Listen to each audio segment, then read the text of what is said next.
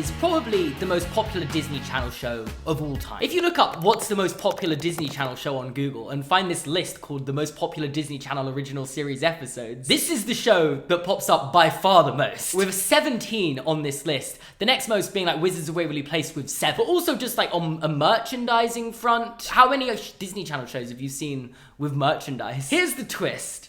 I haven't seen it. So a couple weeks ago, Vegard sat down to show me like the key moments of the show, and we reacted to that for the first time. How many episodes of these are there? And since then, I've sat down and watched the entire show and have put down my thoughts to talk about here. So that we're gonna cut between some footage of me reacting to it for the first time and be like, oh my god, and then just generally sat here talking about the show episode by episode. So for someone here who hasn't seen or even heard of Hannah Montana before, aka my mum, there's just really just a summary for my mum. So Hannah Montana is a TV show about a teenage girl who is secretly a world famous rock star, but also isn't a rock star. She's a pop star, and it's fine.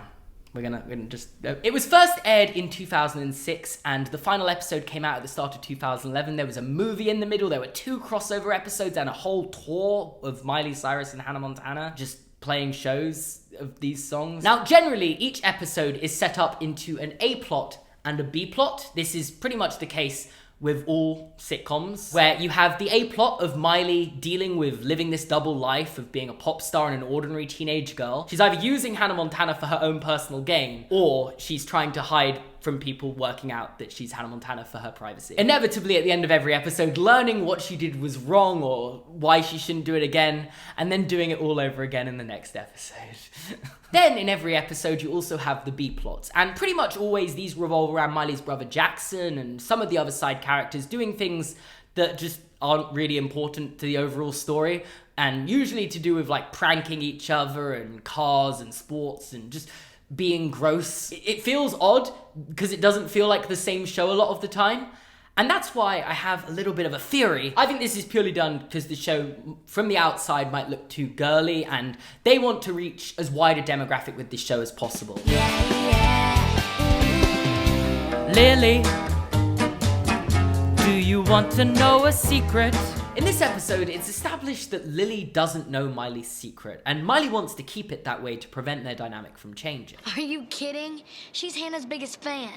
If she knew the truth, I'd never be just Miley again. Her identity does eventually get revealed to Lily, as implied by the title of the episode, Lily, do you want to know a secret? But kind of against her own will, I want to say, because Lily breaks into her changing room and just works it out. Ow, ow, needle in finger, sharpshooting pain. I'm just trying to enjoy this, Vegard, and you keep looking at me like I'm like, if you notice, you should, yo, this is the best part. Miley, don't make me go see my favorite singer without my best friend. How are they 13 but have never spoken about who their favorite singers are before? Like, does she listen to Hannah Montana around Miley Stewart? Hannah Montana. No. There you go. And she just has time to do this while also live like a normal school life. I guess she isn't like doing a massive insane performance right now. Like we've implied she's done all these rehearsals and stuff and like has worked out a whole set, goes to school and then just does this in the evening. All right. Here. Oh, but she has the bracelet on her. Lily gets super excited because she thinks they're going to become the popular kids at school upon revealing this. Like, I'm best friends with Hannah Montana, and Miley's like, well, no, this is why I didn't want to tell you, because I don't want this to change our friendship. And therefore Lily now agrees to keep the secret. Wow, that's symbolism right there. See, some people don't really get it. But like when Lily first showed up, she showed up on the skateboard. This time the skateboard showed up without Lily on it. That should be studied in film school. What about the next time we get dissed by Amber and Ashley?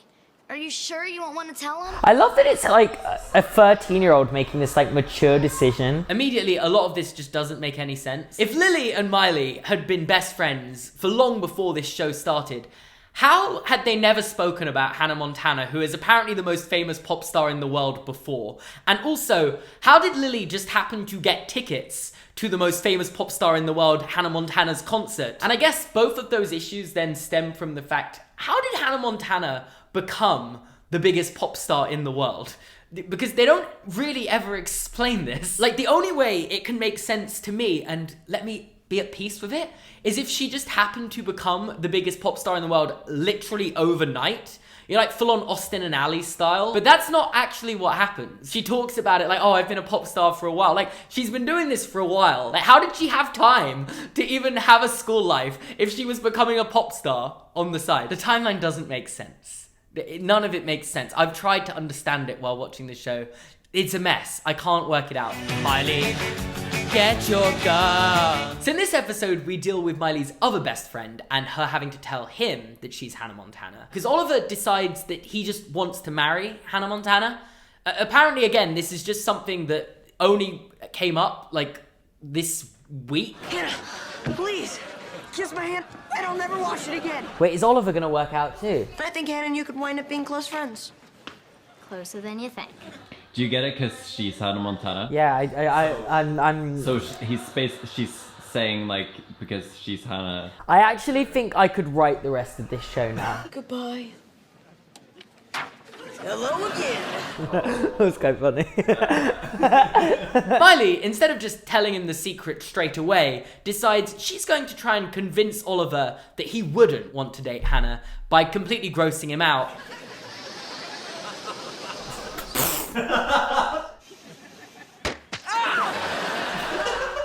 Oh my god, that's the worst thing I've ever seen in my life. But that doesn't work. He just accepts her for who she is, despite being like his opposite of anything he could ever want to date, and then reveals herself as Miley, and that's the thing that he's like, oh, I can date Miley for some reason. I still haven't quite got my head around that part. I can look past you liking the one thing I hate, being gum, but if you're Miley, no, couldn't date Miley. And you might be finishing episode 2 and think, oh, okay, so does she just kind of reveal the secret to a new person every episode, and that's just how the show works? So is she gonna reveal herself to a new person every episode? But no, while there are a lot of people that know the secret, they seem to imply that there are more that don't. And it's also in this episode that Lily, Miley's best friend, takes on her new identity as Lola. Now, I also can't get my head around this because when Miley puts a wig on, she's a completely different person.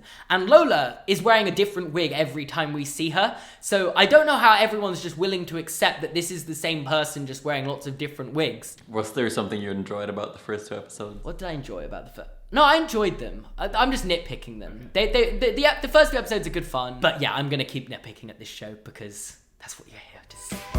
She's a super sneak, super sneak. So Miley and Jackson, while sneaking out, discover that their dad was actually secretly on a date. And Miley is absolutely convinced that he wants to replace her dead mum. Classic Disney Channel, right? There's actually a clip from a different video where I go, oh, dead mom storyline. Because it happens so much. After we lost my mom, the deal I made with my aunt was... Dead mom storyline. How could you? Whoa. So we finally gonna get answer to her mummies? Why are you dating someone without telling me? Explain how you could ever think that there's someone out there who could ever replace my mom.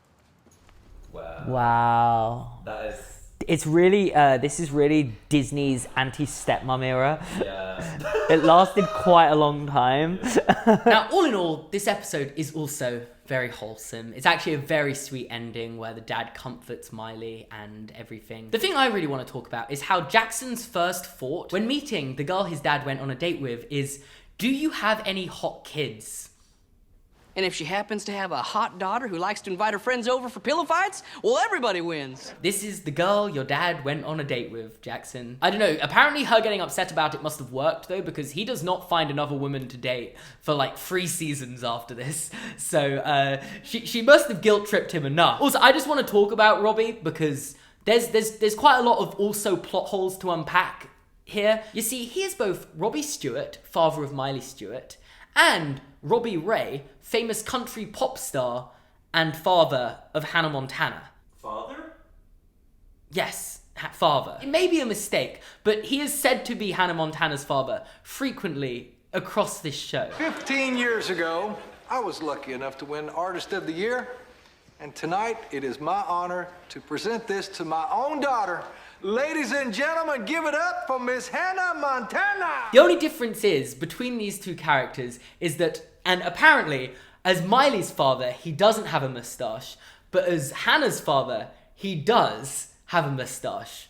But then he's also Hannah's father when he doesn't have a mustache quite often, and Robbie Ray isn't always shown as having a mustache in all the flashback scenes and stuff, so none of it makes any sense. People recognize him just as much with and without the mustache, but I do think that he's supposed to be Miley's dad and Hannah's manager. These days, my life's all about managing Hannah Montana. But then he just accidentally says he's Hannah's dad quite frequently, and Hannah also says he's her dad. I don't think they're as interested in keeping this to be a concise, tightly knotted storyline as I would want them to. 'Cause I can make you love Hannah if you don't. So the overprotective dad decides Miley cannot be going on any dates. So therefore Miley goes on a date to a Hannah Montana concert. Chaos ensues. Great episode. This is like what you'd kind of expect from a Hannah Montana episode. Trying to live both lives without people knowing. I still don't know how she managed to pull that off, but then the guy did leave the date early because she wasn't there at all, so. It's my party and I'll lie if I want to. In this episode, we get introduced to Tracy, who is Hannah Montana's celebrity friend. What's she famous for? We don't know. I actually quite like Tracy as a character because she is a rare character that knows Hannah, but not Miley. In this episode, Miley lies to Lily for like the 1,000,000th time because she finds her embarrassing, apparently. Because, you know, they're best friends, so, you know, you find her super embarrassing and you just try and go to things without her. What really good friends they are, aren't they? For some reason, again, Lily just forgives her like she does at the end of every episode. Grandmas, don't let your babies grow up to play favorites. So this episode introduces Miley's Meemaw. That's such an American term. And also introduced in this episode is the canonical Queen of England in the Disney Channel cinematic universe. Oh, here we go. The Queen, ladies and gentlemen. I don't know, man. Miley is singing for the Queen of England, and her grandmother comes to see her do this, I guess. But also, Jackson has a big volleyball game on, and by that I mean he's doing like a school volleyball game, I think. Jackson's grandmother is like the one person who actually likes him, apparently, because she actually wants to go to his volleyball game, overseeing the Queen. Get this, she gets annoyed at Miley and Robbie for thinking that singing for the Queen takes precedence over going to Jackson's silly volleyball game, and makes them feel so bad that they rushed their concert with the Queen so that they could get to Jackson's volleyball game. And Miley learns that she shouldn't always be the center of attention, except she's always going to be the center of attention for the rest of this show for eternity. So obviously this episode does have a nice message. They should be giving more attention to Jackson, but yeah, they don't go through with it ever. And he also reveals later on in the show that he doesn't really care about having the attention. He quite likes his role in life, but it is a mannequin's world. In this episode, Hannah gets bought an ugly sweater for her birthday by her dad. And that's pretty much the entire episode. But, importantly, it does introduce Hannah's security guard, Roxy. Obviously, I hadn't watched this show before, and before I watched the show, I was convinced Roxy was like a core, really important character who showed up all the time. She's in like 8 episodes. Another plot hole, I'm sorry, I'm not gonna keep nitpicking at it, well, I am, but why is Roxy shown to know both Miley and Hannah, and this raises no questions to anyone? She is Hannah's bodyguard, and again, I believe if Hannah is as famous as she is said to be, people would know who Hannah's bodyguard is. Is no one questioning that Hannah and Miley seemingly have the same bodyguard? Is anyone questioning that Miley shouldn't really be having a bodyguard in the first place? No, apparently not. No one seems to care. Mascot love. I don't know how to do this. So you know how Miley performs and dances and sings pretty much every night, apparently, and doesn't get tired? Well, she's not a good enough dancer and performer to get into her own school cheerleading team. That's the plot of this episode. So she becomes the mascot. Then she leaves the team because she doesn't want to be the mascot. And she's like, Lily, you should leave the team too, because you only joined the team because of me. And Lily was like, but no, I'm having fun in the team now. And then she's like, you can't have fun without me. Ooh, itchy woman. There is almost nothing to say about this episode.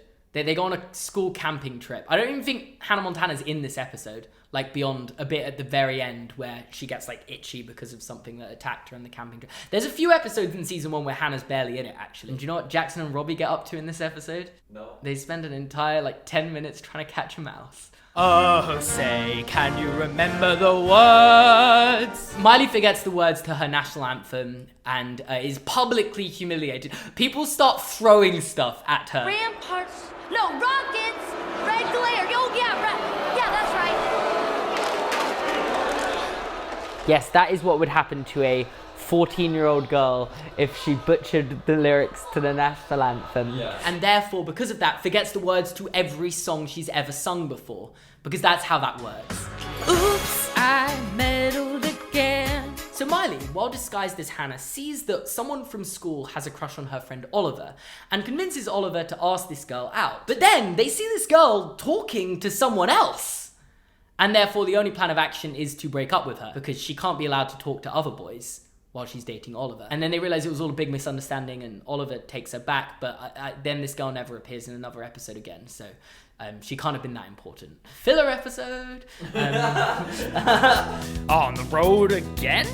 Question mark? Oh my god, it's a crossover episode! They're in like the Tipton Hotel for like a whole minute. It's basically a whole crossover. Do you see that Maddie from Sweet Life of Zack and Cody appears in this episode for like 30 seconds? Isn't that crazy? And then we go into this storyline about how Hannah feels bad that she's holding her dad back and wants him to pursue his music career again. And he does. For this one episode. Again, the whole point of him was that no one really knows who he is. Then he becomes famous again, and people still can't work out that Miley and Hannah have the same dad. And it's fine.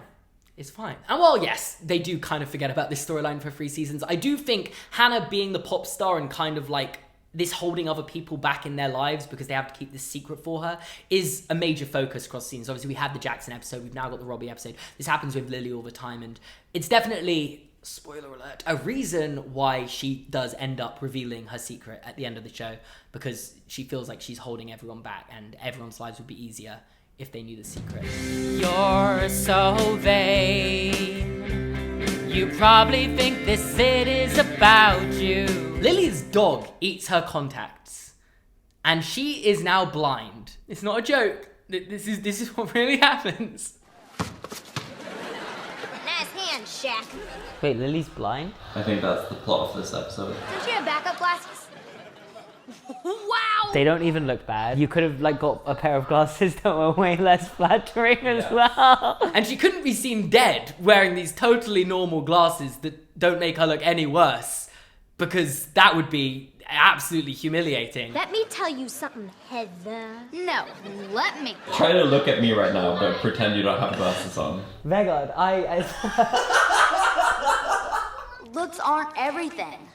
I'm not gonna say that they don't matter, but there's stuff that matters more. It doesn't matter if you look good or not, except it does. I don't know what this episode's trying to say. I just can't get over the fact they had a whole prop department and they could have given Lily so many worse pairs of glasses. Yes. And they gave her these that like, she just looks fine.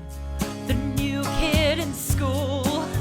Enrolling in Seaview Middle School today is Jake Ryan, star of this zombie high TV show and Tween Hottie of the Year winner, which, are we going to delve into the ramifications of what a Tween Hottie of the Year is and who decides that? Because... No. Dude, I slayed you once. Don't make me slay you again. Don't make me slay you again. Slay. I can't believe how cool he is. I can't believe how cool he thinks he is. So she doesn't like him. But is this a bit of jealousy because she's like, she wishes everyone knew who she was? Anyway, so him enrolling in Miley's school makes her naturally very jealous, and she does the only rational thing she could do. Tell her secret to a reporter, to a journalist. Of all the people you could tell this to. She basically tells it to TMC. It's like the Disney Channel TMC. Literally. Here, Miley, take this. Might help. Do they get into a relationship at some point as well? Why are you smiling? He's not the only star at this school, and I think it's about time that she starts getting some of the perks. Another star? Really? Who? No. Me. I'm Hannah Montana. Sorry, what? So naturally, they show up at her door, which is answered by Robbie Ray, that they do not recognize. And then he's like, oh, my daughter, yeah, she's crazy. And it's all played down to the fact that she just believes she's celebrities and is a crazy person. And therefore, everyone forgets about it. I'm Hannah Montana. She doesn't look that different to Hannah Montana. It's almost like they would be the same person. Yeah. I would be somewhat convinced, I think, if I was them. More than a zombie. More than a zombie to me. So this episode is one where Miley's really shown to be a great friend. Like a fantastic friend. She has been given hundreds of opportunities to be with Jake and turns him down every time because she doesn't like him, which she is very much in her right to do. But then as soon as he asks out Lily, she wants him now and therefore ruins their date at the prom or ball or whatever they were doing that night. She's cute and funny and smart. She's so down to earth. Can you imagine someone talking about how much they like you to you?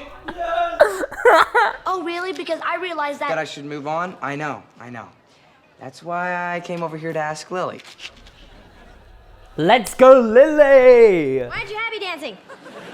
because I like Jake. Since when? She said no 3 times as Miley, and then no 2 times as Hannah. Got the director to cut the scene, changed her mind. And then when he asked out her best friend, she goes, I like him now. Yeah. Dump him for me. Yeah. No. Celebrity in pain. Yeah, rip him in half. I want him to just blood everywhere. Like full on Game of Thrones this And Lily just forgives her. She's like, yeah, let's not think about boys anymore. Let's just be best friends. And that's the episode. I don't know how like they thought, yeah, this is gonna portray our main character well. That she is just ready to sabotage her best friend's happiness for her own gain. Also, this episode makes Jake, I think, the first character to know both Hannah and Miley and not know that they're the same person. Good golly, Miss Darling.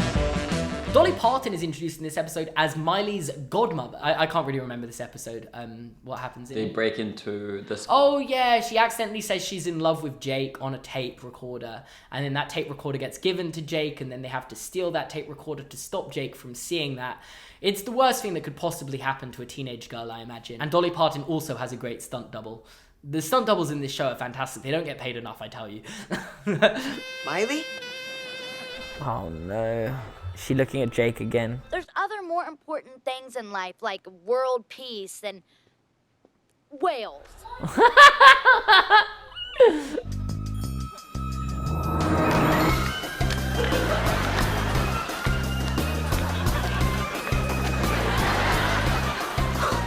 Why are they acting like there's going to be people just hanging around the school all day as if... Oh, never mind. There is one guy hanging there, sorry. They were right, I was wrong, I guess. Torn between 2 Hannahs. This episode is about as stupid as a vegetarian eating at the Beef and Waffle. That's a line from the episode. It's about as stupid as a vegetarian having breakfast at the Beef and Waffle. You were like, this episode's gonna blow your mind. Torn between 2 Hannahs? So there aren't just 2 This episode you're gonna go crazy. Oh my God. You're gonna lose your mind. I am nothing like that horrible, ugly witch. Howdy, cuz.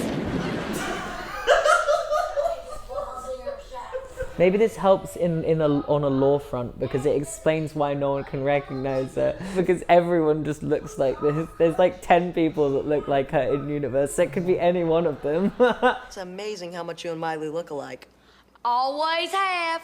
When we were youngins, you know, before she was Hannah Montana. Oh, she knows too. So how many people are we up to now? That's like 6. Again, I don't know how many people must be in on this secret, but I take it Miley's entire family. Because, I mean, if you're telling cousins, surely just everyone in the more than immediate family is familiar with it. And cousins famously look exactly like That's what I wanted to get into. I didn't mention, I say cousin, I mean identical twin cousin. Anyway, so this cousin is evil, and since she's at a party with a bunch of celebrities, sees this as the perfect opportunity to reveal Hannah's secret to the world. You know, something she could just reveal at any point or any stage since the internet exists, but decides no, now is the moment to do it. At a party where all the celebrities are. I can't believe you didn't see this coming. Yo! I didn't see it coming either. The other side, the other side, the other side of... Do you think that's gonna ruin anything if there are two of them on stage and a wig gets ripped up? It doesn't.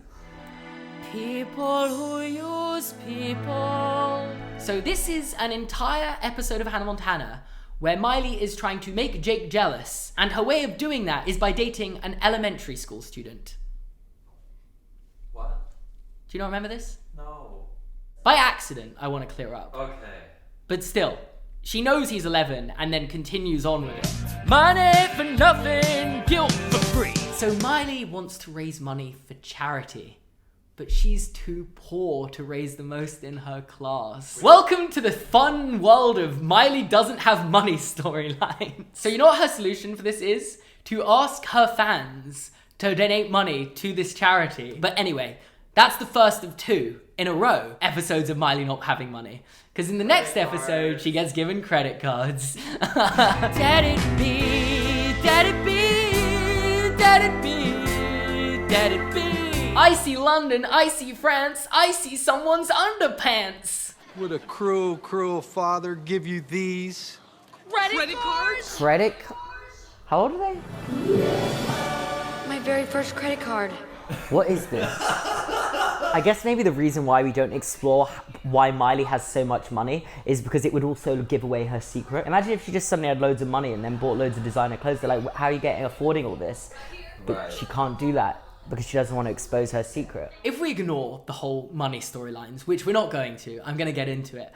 I just want to know how you can spend this much money with a credit card at a flea market. But that's what happens. She just goes to this flea market. She's like, I'm not going to spend my credit card money because I don't want my dad to think I'm irresponsible. And then cut to the next scene where she's walking into the house with 1 million bags of things. Finally! My fingers are cramping. I feel like we missed a lot of like developments here. Like she was unwilling to spend any money and then suddenly just bought the whole market. A used Hannah Montana tissue? Go for $37.95. How do you know that? How do you know that? Do you know a Catherine McCord? Yes, yes I do. Is she here? Is she in the room with us right now? Yes, Miss McCord, I would like you to meet my Nana. How did they get this costume ready in under 10 minutes? And they got a wheelchair in 10 minutes as well? Someone's on the floor or something. Those are my earrings! What are you doing? Trying to teach my kids a lesson about keeping things from their father. I forgot about that. Greatest plot twists of the 21st century, that. I did not see that coming from a mile away. I hope she learns that lesson and never lies to him again. I think that's what's gonna happen. It's gonna be real character growth from here on out. But back to the money thing. On a genuine note, I cannot work out how there are entire multi-episode spanning storylines of Miley not having money when, for one, she is shown to be able to have an employee. She employs people in this show. To be fair, I think the point of it is that she's not supposed to have the luscious life when she's Miley. Yeah, so she just kind of stopping herself from living that life. Her dad is, Yeah. stopping. But she's the one that wants to keep it a secret more than anything. So maybe she's just really humble. My boyfriend's Jackson, there's gonna be trouble. Remember that episode I mentioned where Hannah told a reporter to come to this specific address and a bunch of reporters showed up at this specific address to find Hannah Montana? Well, Hannah is photographed outside of this specific address on this very episode. She claims she's seeing a friend, and the reporter does not take her word for that and says more like a boyfriend, photographs her with her brother, and this gets on the front page of all the papers that Hannah now has a boyfriend. Which leads to an entire episode of Jackson pretending to be his own sister's boyfriend for his own personal gain. When exactly were you two gonna tell me you were dating? Sweet home Alabama. Jackson, it would be the luckiest day of your life if you got to date Hannah Montana. And what am I saying? Yeah, what are you saying? Do I have to pay for parking? Hey, you're one of us now. We don't have to pay for anything. No, he's gonna want to stay with Hannah. This is so cursed. Ah. Come on, Miles, what's the big deal? What's the big deal? What's the big deal? You're dating your sister. How is this? And beyond this being weirder than a three-eyed billy goat on a flatbed truck in the middle of Manhattan, This is weirder than a three-eyed billy goat in a flatbed truck in the middle of Manhattan. I don't get how it works because all of the fans saw Hannah and Jackson leaving this concert and getting in the limo. They're all photographing them together, getting into the limo. And then one reporter who follows the limo and sees them get off at this house decides to take a photograph of them and claims they are together. I guess if they're just leaving the concert together, they're not together. But if she's going into the house, she's staying over. Truth. True. Yeah, she got busted actually. Yeah, maybe it all makes sense. I feel like aside from that, it's a pretty funny episode. Oh no, this is a good episode. It's a classic episode. It's weird, but it's a classic. So when does she just jump on? She just has a private jet, yeah. This is the person in the literal last episode who was excited to have a credit card and only had $25 cash. I love Hannah Montana! Do you think this would be more controversial than if they had a gay couple in the show? Isn't that wild? They're like siblings dating. Let that happen. What is this? He has a shirt with his sister. Nope, I'm done. Also, from this episode, Cooper, Jackson's best friend from season 1, is never mentioned again, which makes me think, and this is my headcanon, that Cooper actually cuts Jackson out of his life after the Jacksana thing. Send Coop a nice fruit basket saying, I'm sorry, blah, blah, blah, and throwing an autographed photo of Jacksana. Because Jackson realized as soon as he had a bit of fame, he didn't care about Cooper anymore. And Cooper is the one rational person in this show that's like, no, I don't have time for this. And actually just cuts him out. We are family. Now give me some water. I'm sorry, I need to be more serious. Following on from that, Jackson then becomes Miley's personal assistant. I love this thing of what happens in an episode can matter a lot and can come back, or can be absolutely pointless. Jackson being Hannah's boyfriend, or rumored to be boyfriend, is one of those things that never comes back until it really needs to in season 4. Oh, don't play so innocent, okay? I web searched you, and I know all about that Jacksana thing. Scully bully, Scully bully. So Roxy enrolls in Riley's school to protect her from the Cracker. This is iconic. The Cracker. Why do they call her the Cracker? Watch. So she cracks walnuts. This is the most Disney Channel plotline I've ever seen in my life. Ooh, put me down for all her shoes. I mean, good luck. Look at you soaked in the background. The poor lady, she's an extra, not even getting paid to have a spoken role, and they just said pour water on yourself.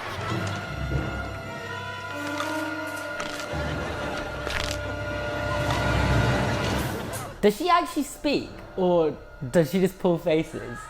That sounds like... Oh no. What up, girls? Where do I park my board? Hey, fellow kids. Lily! Mrs. Rush? She could have killed her by now if she wanted to. If you could see the idle side of me. Well, that's also a fun thing you need to bring up. The fact that all of her songs are about... We should count how many songs are about her different life. Fair God, can you just let me do my next line? I'm 7 lines away from getting to that. 7 lines. Literally every one of Hannah's songs is about how she's living a double life, and you are just cutting me off. Another 2 characters that I haven't really spoken about so far, but are pretty important specifically in this first season, but don't really have any involvement in the major plots, are Amber and Ashley, the popular girls at school, Ooh. Oh, that's how they do it. Sorry, I thought they kissed their finger and then... Ooh. I understand that tweet that someone tweeted saying Seamus is the gayest straight man I know. Next week on Singing with the Stars, 3 new hopefuls get their shot at a record deal. Oh, this guy's in Shake It Off. Is he? Shake It Up. See you all next week and we'll really pump up the party. This is literally just Shake It Up. It is. How many years after this did Shake It Up come out? 3 4 and they found him in the basement. So he was still there with the microphone. He's like, you got another role for me? Still eating as if they had a reason to live. That's so, it's like so brutal. So they're the popular girls in school, whereas Miley and Lily are like the 2 least popular girls in school. Despite both going out with multiple guys throughout the show and both getting asked to a prom by Jake Ryan, they're the least popular girls in school. Anyway, in this episode, Amber actually wins a singing contest and gets the chance to perform with Hannah Montana. And Miley calls Amber as Hannah while in the same room as her. I feel like we've mostly focused on plot holes in season 1. I swear we're not gonna do this for the rest of the video. Anyway, this is actually a really sweet episode in how it ends, and she actually forgives Amber despite being a bully because she realizes the things she's been through in her life. And it's like the first episode where Hannah does something selfless and like, forgives someone, and none of the things end up getting reversed. Like, she just continues being a bully. In every other episode, Hannah does something bad and it kind of doesn't matter because things work themselves out anyway. In this episode, she actually does a good thing and nothing works itself out. So I don't know what the message of this show is. Do bad and good things happen to you, and do good and nothing will change.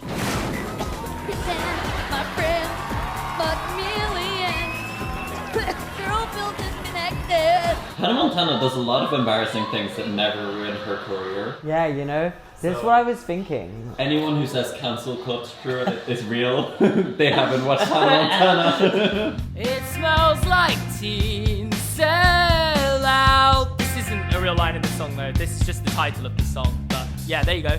This episode reveals that Miley is a sellout. And that's why this video is sponsored by... No, but unlike me, Miley can't lie and promote a product she doesn't believe in. And as soon as she starts lying, she starts doing the things her friends all tell her they do when they lie. She starts laughing, she starts hiccuping, she starts doing everything under the sun that no one actually does when they lie. Complete the circle. What is going on? There's my gorgeous little star. Oh God, this professional photographer. So, where's that handsome cowboy daddy of yours? Oh, there he is, handsome cowboy daddy.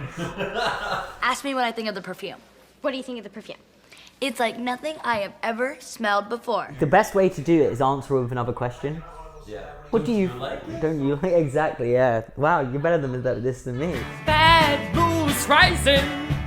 And then we're at the finale of season 1, except it isn't really that much of a finale, I'm not gonna lie to you, it's just another standard episode. Bad Moose Rising! Sadly today, Robbie is sick, meaning Jackson has to drive Miley around to all of the Hannah stuff she has to do. And this episode would be fine, except it doesn't make any sense, considering Hannah has a literal limo driver. So why does she need to be driven around by Jackson or her dad when she has a limo driver? I know the limo driver isn't really a character, they don't speak in the show, but they're shown a few times, and I'm assuming they're in on all the secrets because they air all of their dirty laundry in the back of their car all the time.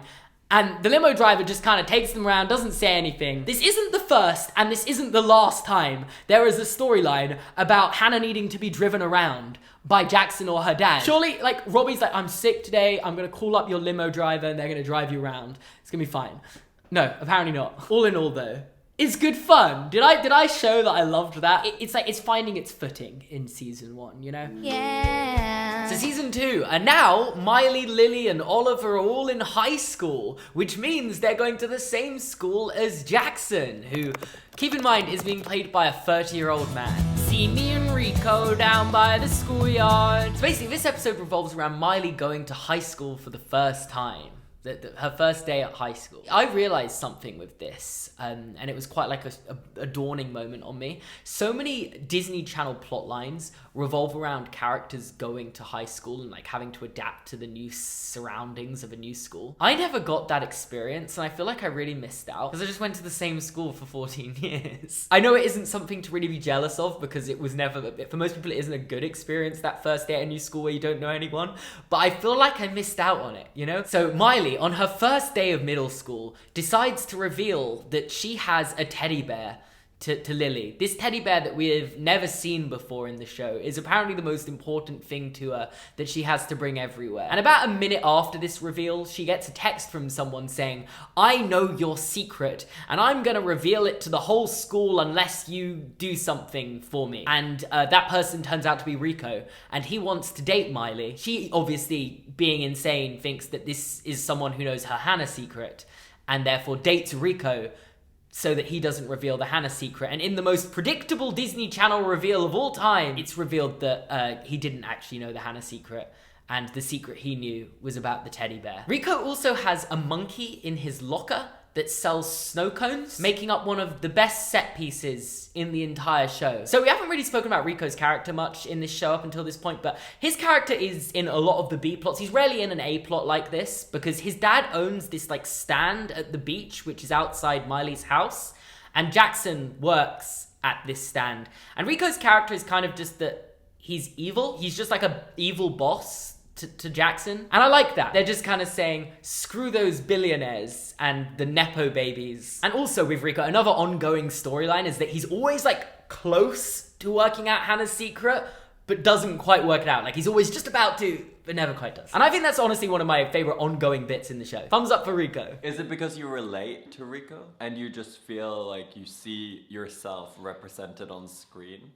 I'm not sure. Curves will keep us together. Miley is bad at sports, part 2, the remix. Feet Oliver this time, apparently. She's just like me for real. I used to get picked last in my school team too. Again, in classic Disney Channel fashion, Miley gets mad at Lily for not picking her for her team, but despite the fact Lily just wants to win.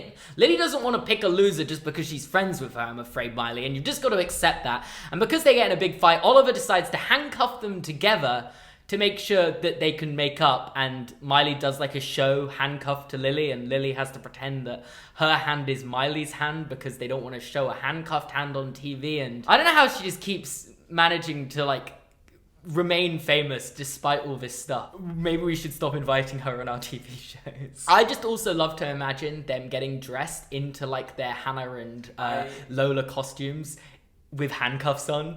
I remember watching this as a kid and being genuinely annoyed that I couldn't work out how they put on something with sleeves. I'm sorry. Me too. Ow. They have an emotional speech about friendship and never fight again. You are so suable. Okay, there's like a piano instrumental. I don't know how I'm not gonna get this video copyright claimed. To me.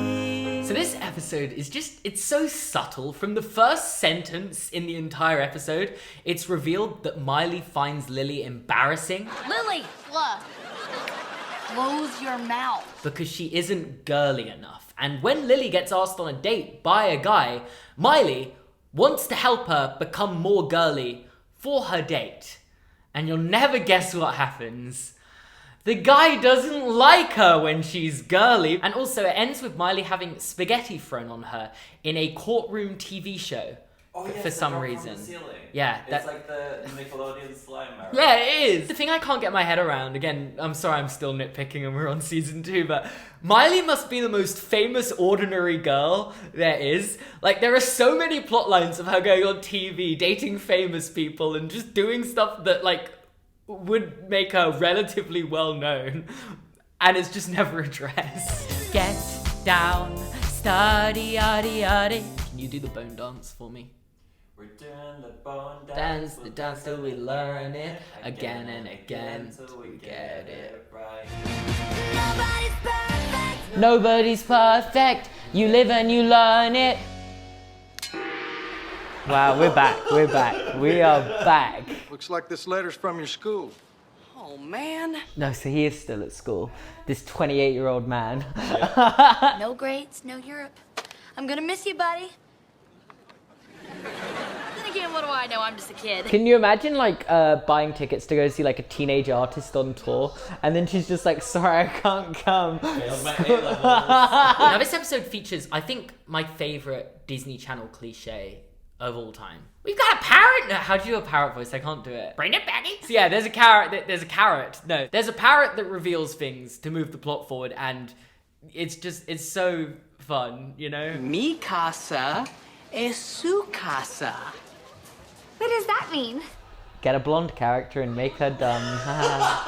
Blonde character in pink. What's this? An A+. I love this guy. Everybody knows the bones, just had to find a way. Aren't people gonna realize she's Hannah Montana? I am Hannah, hear me croak.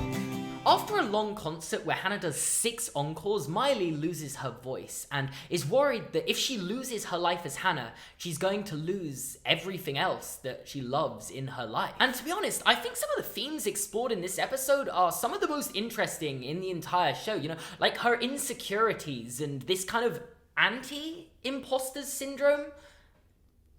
It is kind of an anti-imposter syndrome, right? She believes so much that she deserves success that she's worried that her life without success would be awful. She's like worried that people only like her because they know her secret that she's Hannah. Yeah. Despite the fact they liked her before they knew her secret and it doesn't really bear weight, you can still understand why she has the insecurities. And obviously they bring her mother back in like this dream sequence in this episode, and it's genuinely, I genuinely think this is a really, really good episode. Okay, now we know Miley can talk. Let's see if Hannah can sing. With a new attitude, everything can change. They've resolved the plot of this episode quite quickly. Almost as if something's about to go horribly wrong any second now.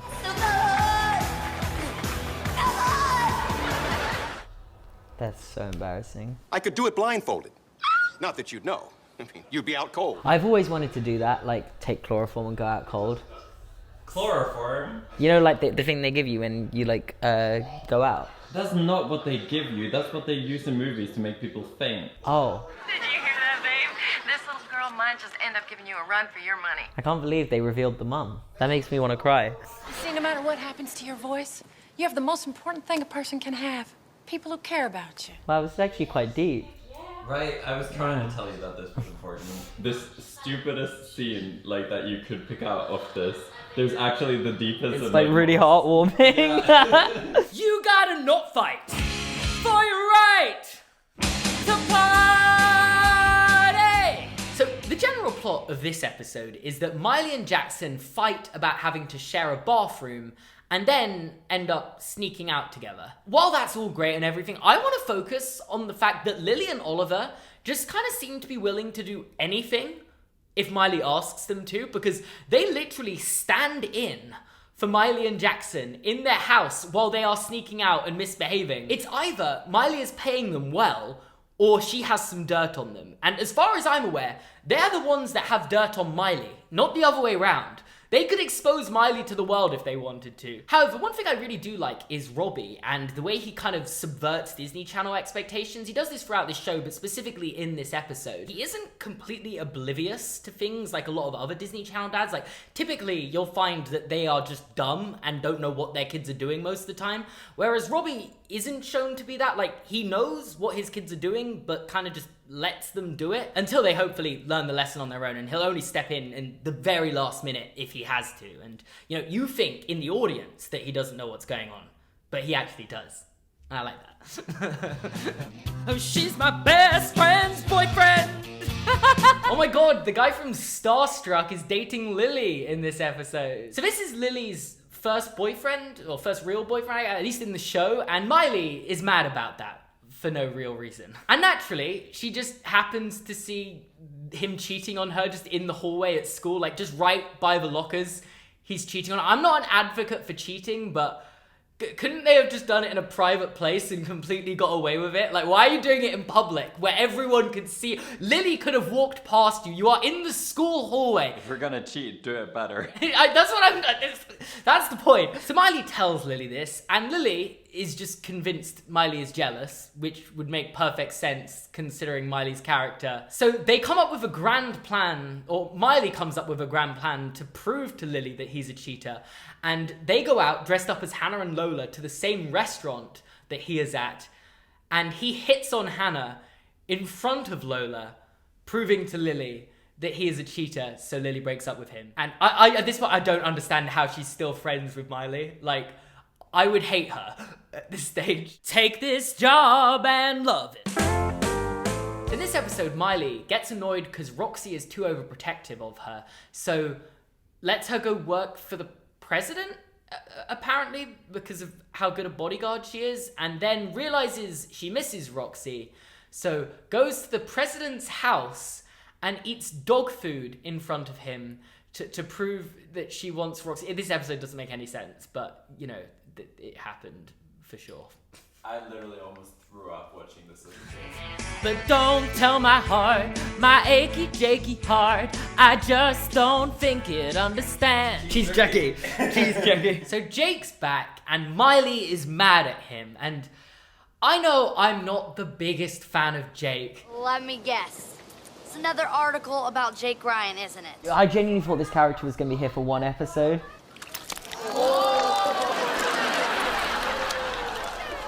But I'm honest, I don't actually think he's done anything wrong here, to be honest with you.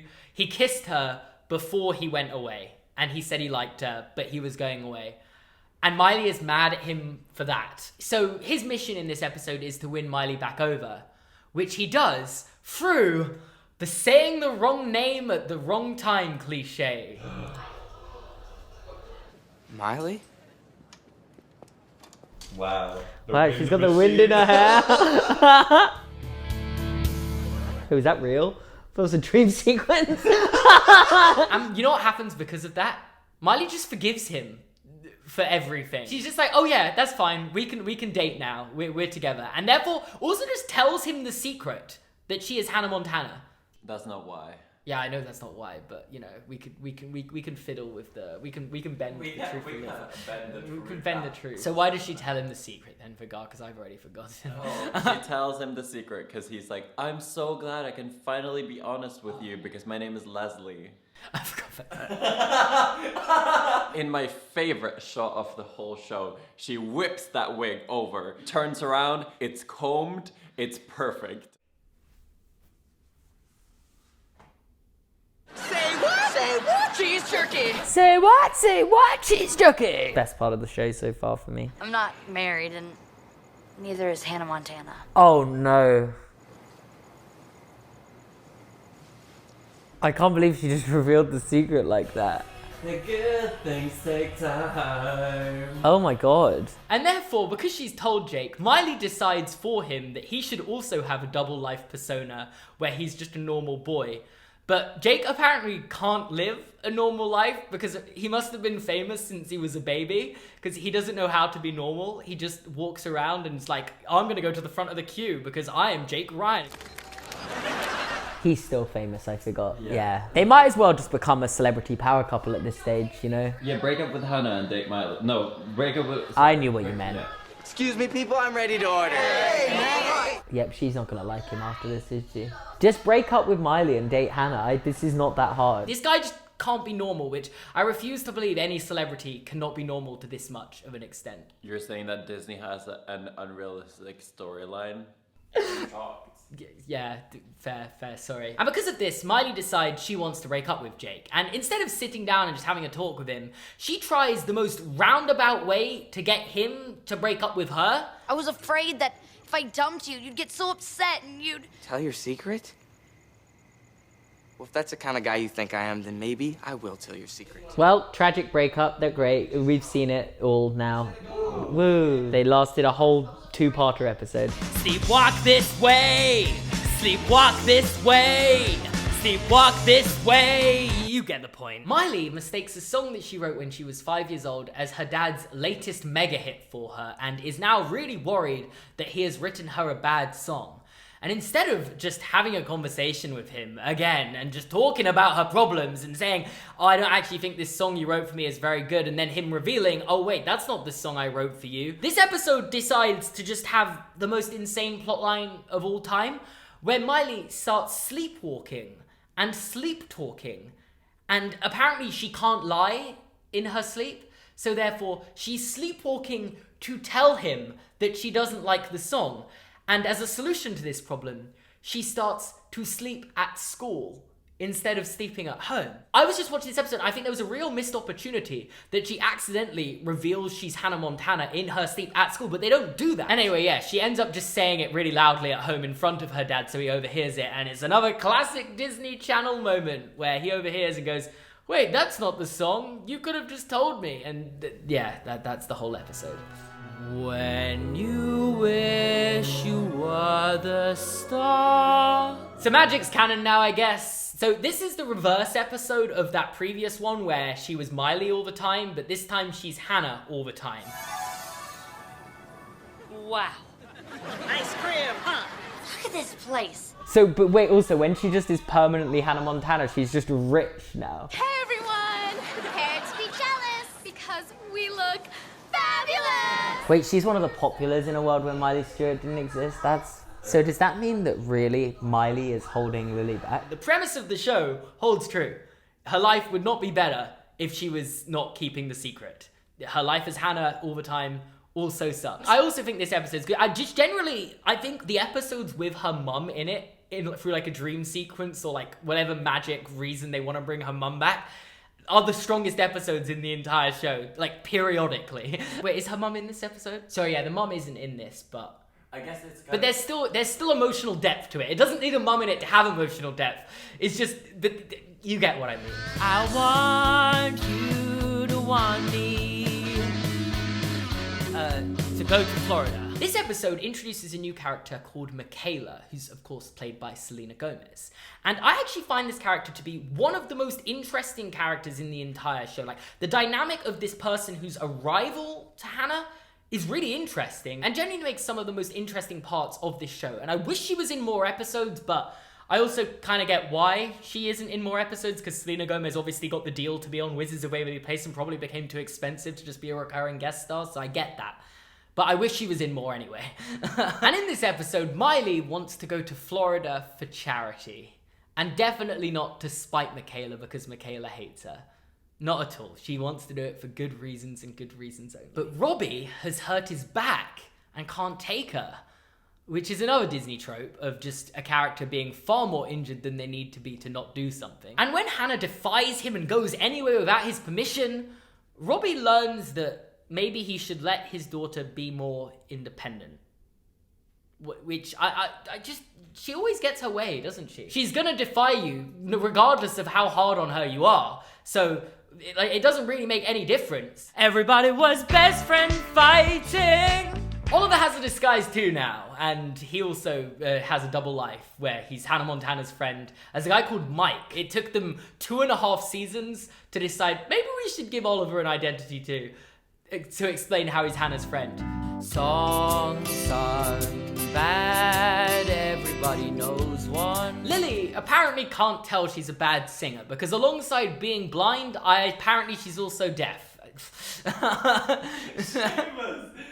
Well, she's blind. We've covered this. I don't know what happens. It's not like subtly off key. It's like yeah, that's the thing. There's no such thing as subtlety on Disney Channel. And when she can't really see well without her glasses, she literally is blind. And when she can't hear herself sing badly, she is like the worst singer imaginable, you know?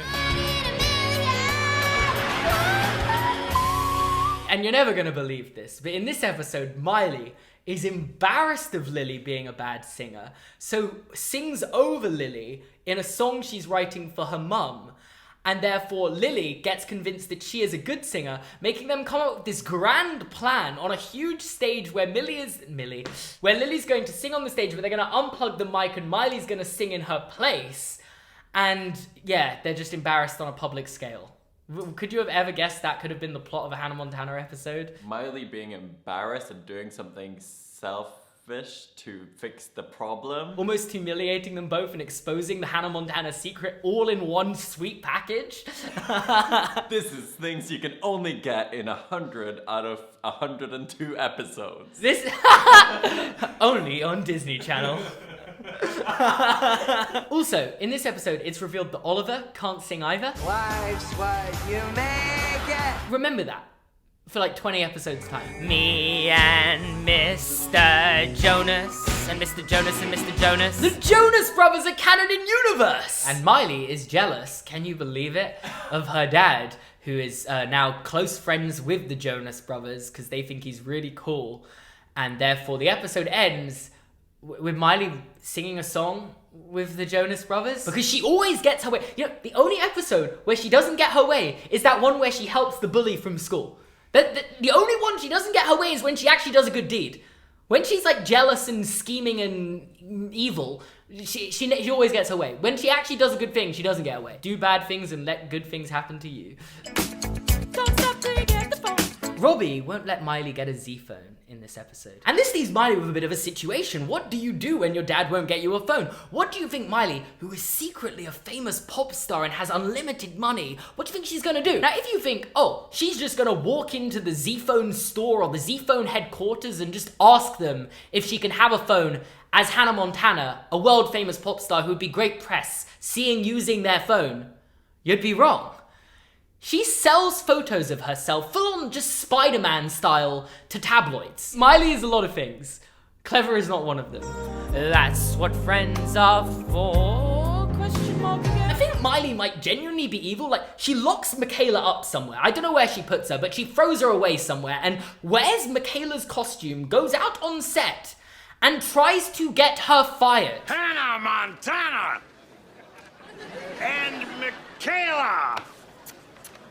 Has been, never was, bottle blonde, lip syncer, bra stuffer. Hey, Miley. Hello, drama. Oh God, no! Why do they keep bringing this guy back? Is he still there in the final season? What? Oh, but Michaela doesn't know who Miley is. Okay, so this is okay. So Miley's jealous because the person she hates as Hannah is kissing the person she used to date as Miley, but Michaela doesn't know that Hannah's Miley, so would have no reason to understand why Miley would be jealous of it. She was genuinely willing to sabotage Michaela's entire career because she was going to kiss Jake Ryan on a TV show. Lily's mom has got it going on. It took over 40 episodes to introduce Lily's mum, and despite the fact Miley and Lily essentially live together and are as close to being sisters as possible, they decide they want to set up Lily's mum with Miley's dad. And naturally, when it doesn't work out, they try to blame each other's parents and get in a big fight over it. No, your mum was at fault. No, your dad was at fault. And it's just really cringe. It wasn't a great episode, I'm not gonna lie. And I will always loathe you. Apparently, Mima hates Dolly Parton because when they were younger, Dolly Parton stole the love of her life. None other than Elvis Presley. Now, I know what you're thinking. Does this fit up in our universe's canon? No, it doesn't, because Dolly Parton actually never met Elvis Presley in real life. And I actually found this episode quite sweet, to be honest with you. Like, they're both kind of Miley's mother figures, and they're fighting over who the better mother figure is, and in doing so, ruin one of Miley's award show speeches. And you know what? More than anything, I think this reveals where Miley gets this kind of protagonist syndrome from. But on a serious note for a second, we desperately do need these episodes where Miley isn't a bad guy, because I'm really struggling to like enjoy her as a protagonist, and it's actually good for once to see her be the voice of reason. Bye bye boo boo, goodbye bye. The entire plot of this episode is that Jackson destroys Miley's teddy bear, you know, the one from her first day at high school. He destroys it, and therefore she gets revenge on him, but realizes that revenge is bad, and he actually makes up for what he did by getting her a new bear, and then she has to make up for him as well. We're so sorry, Uncle Earl. We finally met the famed, proclaimed Uncle Earl. No interruption. Surprise, surprise! Is Earl married to Pearl? Also, why has he got such a fat suit? Why does he look like that? Hey, I'm Uncle Earl. How we doing out here, everybody? How long did that take? About 50 episodes? More than 50 episodes to meet Uncle Earl? They literally mention him all the time, and they finally introduced us to him. And get this, you're never gonna believe it. Miley is embarrassed of Uncle Earl. But also, what he's doing is wrong, in my opinion. Like, he wants to be a rock star and wants to live his dream of being a rock star by playing with Miley, or Hannah specifically, and She has every right to be like, no, you're not a professional. This is a paid for show. You can't play with me. But she feels bad for him, so she lets him play with her, despite the fact there is a like really harsh critic at this show. The way we almost were. Did anybody say wild time travel episode? So this episode reveals how Miley's parents met, and Miley and Jackson, who are kind of just, let's get back on the road, we want to go see Maroon 5. Whereas the dad wants to tell him the story about how him and his mum met, and because they won't listen, they get struck by lightning, sent back in time, where they have to witness their parents meeting, except their parents don't meet without their intervention. So I don't really get how the timelines work in here. Like, did they have to go back in time to force their parents to meet? Where's Daddy? Oh no, let's ask Mom. What? Excuse me, ma'am. I'm taking a little survey. If you had a daughter, what would you name her? Miley. Thank you. You didn't tell me there were time travel episodes, Vigar. Jackson, this is a story you want to tell us. The thing that changed his life. It was Mom. Do they have to set their own parents up? Is it one of those plot lines? Jackson? Why are they messing with the timeline? But what did they do that messed with the timeline this much? This is also the worst. Oh my god. Is this how she finds out she was actually adopted? And therefore, she never disappears because it doesn't change the timeline? What? Vegard, how's my head looking? Okay, I like this episode though. I like a good time travel episode. She was right about your eyes. Is that a Tennessee accent I hear? Sure enough. So is this how they canonically met? What's your hurry? I want to hear that story Daddy was going to tell us. I can't believe they were being annoying about that. His wife died and he wanted to go to the place he met her and they bailed on him. Like, they are awful. Like, he just wanted to go reminisce and they literally ditched him. I feel like they learned that being in the moment and taking in their surroundings is more important than... No, it can be very important. It's also just nice to have an episode where they're not trapped on the ground floor of their house, you know? They're actually using different sets with the cafe and the tour bus. It's actually refreshing. This was a very good episode. Top 1. This episode's top 2, and it's not number 2. You didn't say it was your birthday!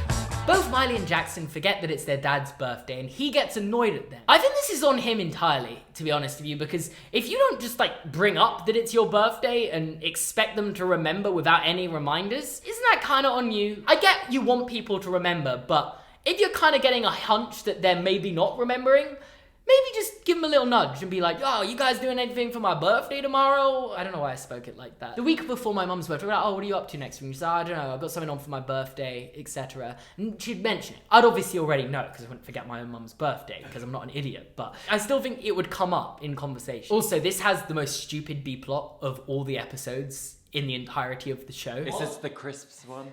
Oh, God! I love that you knew that! Hannah in the streets with diamonds. Hannah, at 15 years old, gets a star on the Walk of Fame. Gets a diamond on the Parade of Diamonds. Is that what it's... Oh my god! And being her entitled self is annoyed about its location. That's the entire plot of this episode. We're moving on. If you could see yet another side of me. You're using this song again? I actually think this is one of the most interesting storylines explored in the show. But they only ever touch upon it in this episode. And most of this episode is a dream sequence. I feel a little hard done by, but basically Miley is told by Isis, someone who's been a celebrity a lot longer than her that she looks up to, she needs to evolve and adapt if she wants to remain popular. And this is a real issue that celebrities face. A rare real issue that celebrities face. None of this, oh, I don't have money storylines that no celebrity can relate to. It's an actual issue. They need to keep evolving and adapting if they want to remain at the top. Especially women. Yeah, especially a female pop star, you know? So she becomes anti-Hannah. I don't know, evil Hannah that's sings grunge music and... What do you want to do next? I don't know. You are literally 14 years old. You do not need to know. You've already so far ahead of all your peers. You can call me anything as long as it rhymes. I don't think you need to grow a beard, but Well, I used to be a nice girl. Oh, do my Break down all the So actually, I think they're kind of vibing with it, you know? That was some transition. Oh, I thought it was so cool. I wish that happened. Yeah, I'm so tired of these dream sequences. I thought There's too many. There's too many. Every good storyline that happens. It's a dream. I don't know how people know this is Hannah Montana because apparently her hair is her most defining feature, but we're gonna look past all of that because she wakes up and it was all a dream. It's a shame that something like that doesn't prop up more. You got the test of my love, oh, oh. In this episode, Miley tries to impress a rich boy. Daughter of a celebrity living a double life going to parties of A-listers doesn't know how to do rich people things? Say what? Refreshing, light, lemony. They're called finger bowls, dear. It's for washing up. Miley not knowing how to do rich people things does not make sense. Miley has money. It's the fact that she obviously will have observed this type of thing. It's like she can't turn it on. Also, obviously, for this family, lying doesn't come naturally. Lying does not come naturally. Because they never lie. No, never. So it's Yeah, like, I don't know how she would know how to lie. She's never done that before. Joni be good. Oliver starts dating Miley and Lily's sworn enemy that we have never met. But fine, you're gonna be shocked by this as well. Lily actually becomes friends with this girl, and Miley gets jealous. Yeah, that's the entire plot of the episode. I hope you enjoyed it. I hope you've seen that episode before. I get a Disney Channel show being formulaic, and some shows are really successful and thrive off being formulaic. Like you take Phineas and Ferb or like Wizards of Waverly Place. They're very formulaic shows, but they lean into it and they're self-aware about it in a way. This show just reuses the same storylines. It's like repetitive and formulaic in a way less interesting way. We're all on this day together. So remember Miley's crush in the first episode, Johnny, who also happens to play Chad in High School Musical? They bring him back for this episode, just randomly. There's an auction for someone who gets to go on a date with Hannah Montana, and Johnny, who I guess had rich parents this entire time, is actually winning this auction to go on a date with Miley, but then gets outbid by Rico. Or I say outbid, they drew, and then they both win and agree to go on a date as a three of them. However, one thing I actually really like about this is they bring Johnny back after like 2 years of him not appearing in the show, and they just directly address that. Hannah goes, I haven't seen him in like 2 years. self-aware sitcoms are good. But since Hannah doesn't want to go on a date with Rico, but does want to be on a date with Johnny, she tries to get rid of Rico by ruining the date, but ends up ruining the date for everyone, and yeah, everyone has a bad time. Oliver's alright, uptight. Oliver has a crush on a teacher, and I'm not even joking, there is a full minute of this teacher like inadvertently implying to Miley and Lily that her and Oliver might be dating. An entire minute of this episode. But the truth is, he has diabetes. Why would I kid about Oliver having diabetes? What? There's an entire PSA at the end of this episode. Tonight we learned a lot of important things. Yeah, I learned that 40 kids get diagnosed with type 1 diabetes every day. You know what? They don't deal with this episode that badly. Apparently they made this episode for season 1, and it was so bad that they had to scrap it. And this was the remake of that episode. I don't know why they were so desperate to make a diabetes storyline, but here we are. But I'd really love to see the previous episode where they deal with it the first time. Because 100% what happens in it is he's like about to eat sweets and they're like, no! And then they both eat loads of sweets and get really fat to stop him from eating sweets. I guarantee something like that happened. And that marks the end of season 2. Yeah, cool. I didn't really have a strong opinion on all this after watching them, but I feel like season 2 is a lot better than season 1 following talking about it right now. And there are clearly a lot more strong episodes in season 2. Very much better season. I didn't want to say it was very good. It was good. He ain't a heartache. He's my brother. So in this episode, Miley has a dream that Lily is dating Jackson. And they're just about to kiss, and then she wakes up in a hot sweat like, oh my god, this is the worst thing that could have ever happened in my life. I think she thinks it's bad for different reasons than we think it's bad. Yes. As someone very cleverly wrote on the script, frankly, everyone who watches the show has a problem with this. So Miley tells both of them about this dream, which is also weird in my opinion, and then they both come forward and say that they actually like the other one, so she has to lie to both of them and say that the other one doesn't like them so that they don't end up getting together. After a whole episode, she wakes up again to find out that that all was just a dream as well. And so the first thing was a dream inside a dream. What a great start to the season, right? A dream inside a dream episode that has no impact on anything. About like 30 seconds of this episode actually happened in the real world. Baby, get ready. Get set. Don't drive. So Miley tries to get her driver's license and fails the test. And because you can't redo the test for 3 weeks, which is like a really short period of time between failing tests for the record, waiting 3 weeks to do the test again simply is not an option for Miley. And therefore, she very illegally, might I add, decides to do the driver's test as Hannah Montana, where she does actually pass, in fairness to her. But what are the chances? Literally 10 minutes into getting her license, she gets pulled over by the police, who obviously catch her being Miley driving with Hannah Montana's license, so she gets thrown in jail. So now Miley's in a bit of a situation. She's stuck in prison. So what's she going to do? Is she just gonna kind of like call her dad and let him explain this? Or, you know, expose her entire secret and ruin her entire life? You wanna take a minute to guess?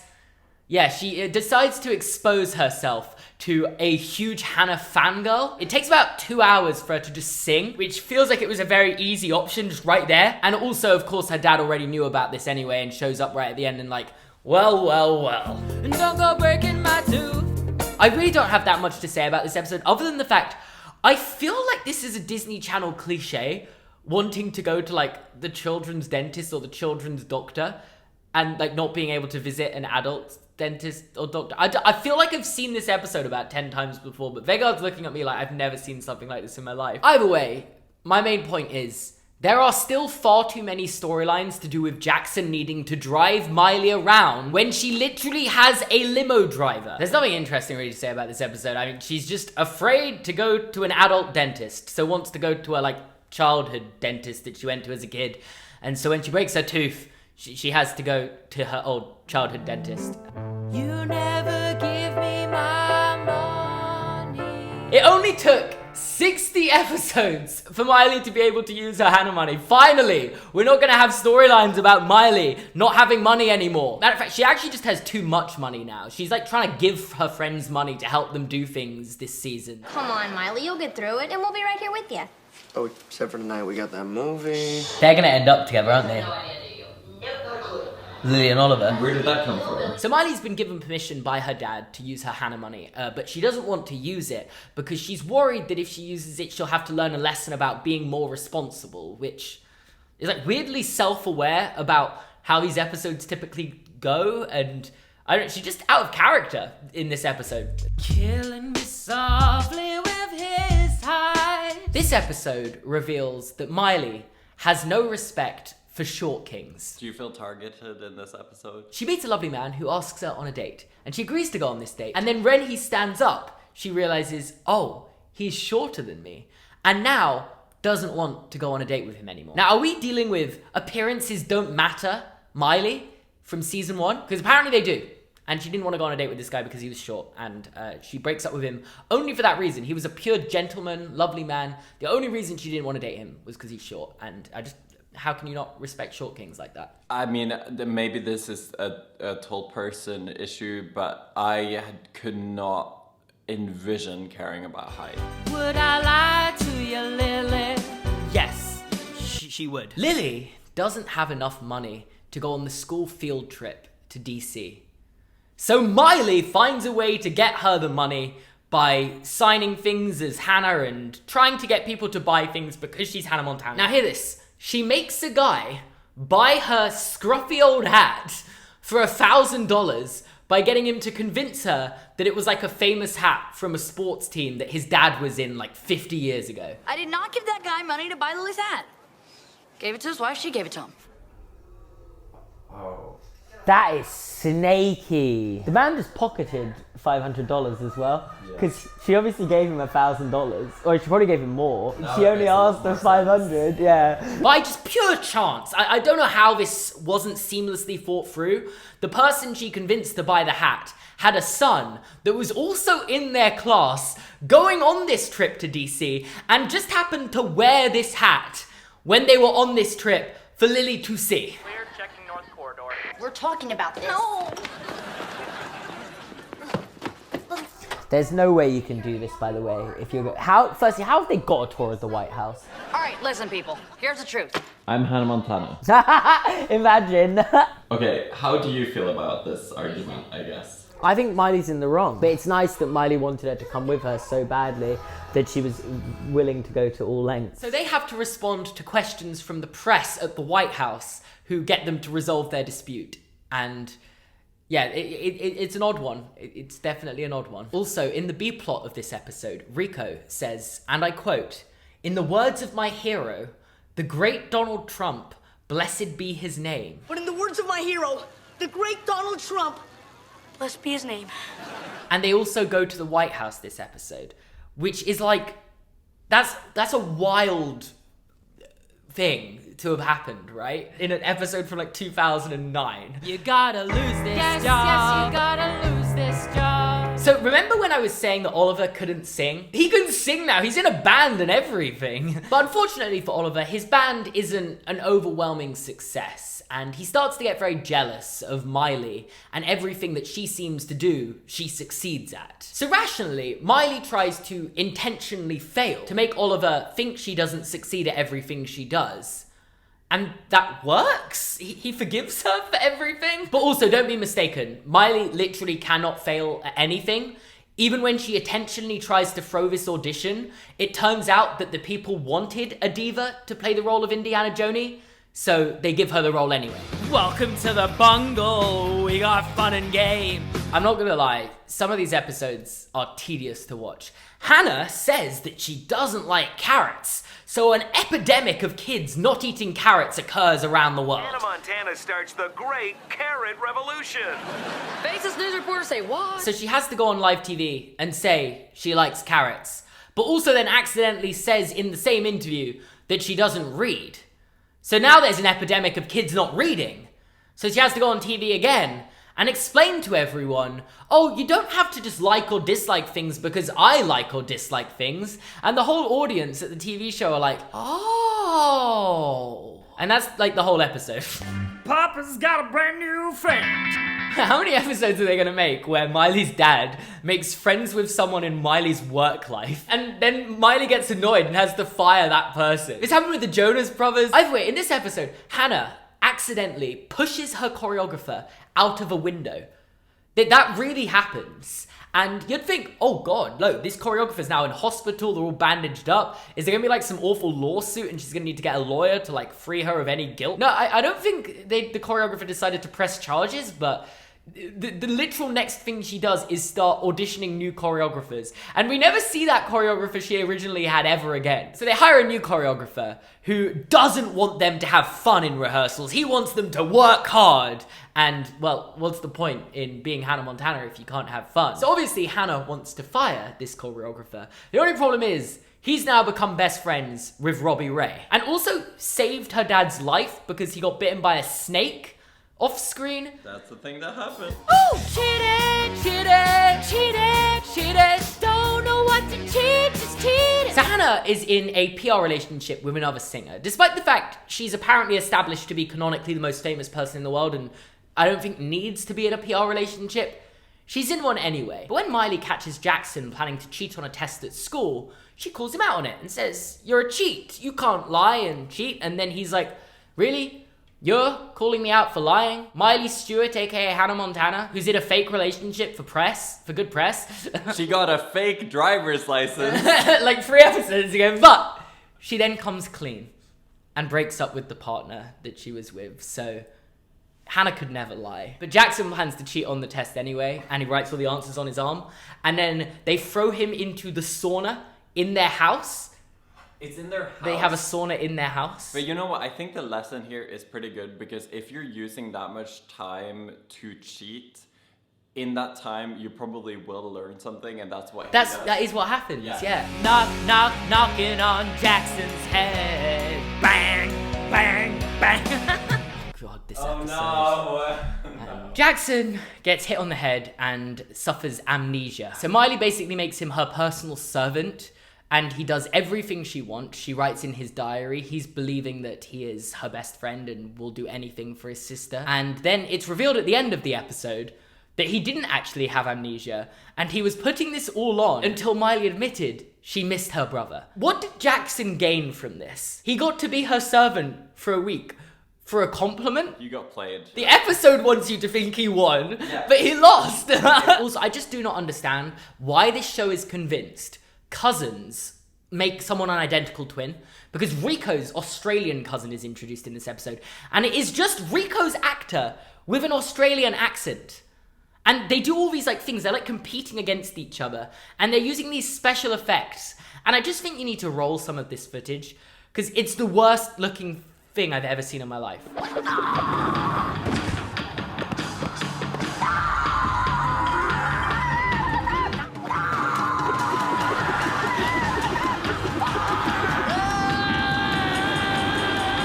Yeah, anyway, on to the next episode. Hi, cousin.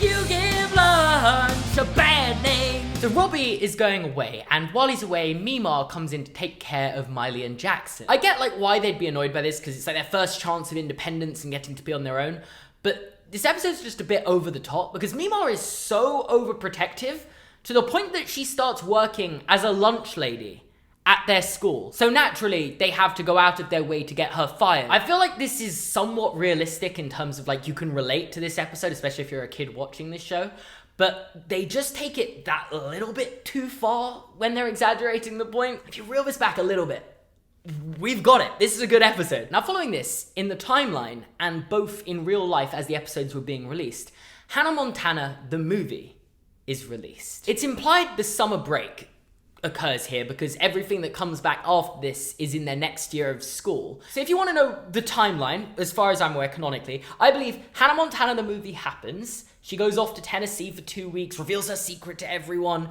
and then the events of what should have happened in the summer in the show occur. Hannah goes and films Indiana Jones, Oliver and Lily start dating, and Jackson is just off for summer planning to go to college.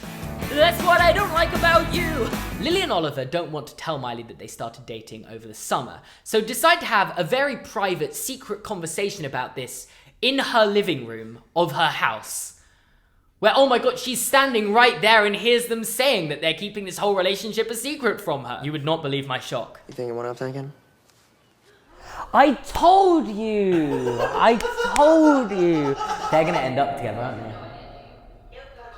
Lily and Oliver. I just gathered it there, they were finishing each other's sentences. And then, as soon as she finds out that they're dating, they break up. On the basis that Oliver believes Coldplay are a better band than Radiohead. I can't believe you think Radiohead is better than Coldplay. Okay, what are you like 12? Let it go. Yes, they are definitively better than Coldplay. This isn't even a question. Sorry, I shouldn't be getting invested in this stupid fight, but she's completely right. If you like Coldplay so much, they should be your girlfriend. How is this the hill you're going to die on? I mean, this is also the classic sitcom plot of hiding a relationship with someone and then as soon as they find out, they break up. So Miley has to spend the episode making them get back together and makes like a whole movie to convince them to get back together. I think it's pretty well shot. I don't know how she did it, to be honest. I think that would have taken quite a lot of time to sync the lines up and everything. And we're not going to try and do something like that ourselves because we did that cousin thing and that took like half an hour. I'm just going to say, honestly valid from Lily breaking up with him for saying that Coldplay are better than Radiohead. We respect a queen. Mamma mia, here we go again. Miley is desperate for someone to ask her to prom.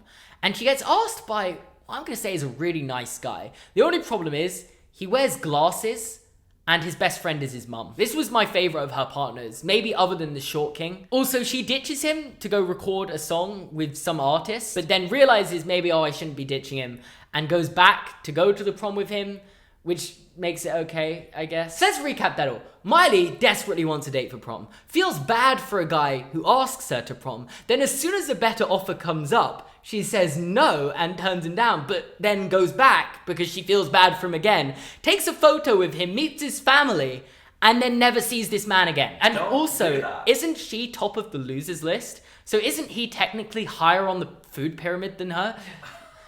Like, she was punching. And I feel like I've said Miley is an awful person in every way possible throughout this video. And I'm not trying to say a show shouldn't write a flawed main character. I personally find flawed main characters more interesting than just all good main characters. But it's just to the extent. She's awful. The amount of bad things she does. And the showrunners seem to think she's like a good person, I think. And I know I'm definitely not the exact target demographic. And I've watched this show over a very short period of time, in like 4 days. Whereas the show was written over 6 years by multiple different writers who probably never thought someone was going to zone in on all these specific things that she does is awful over the seasons. And I just can't help but think Miley's an awful person. Once, twice, 3 times afraid. Lily and Oliver tried to set Miley up with every white boy under the sun.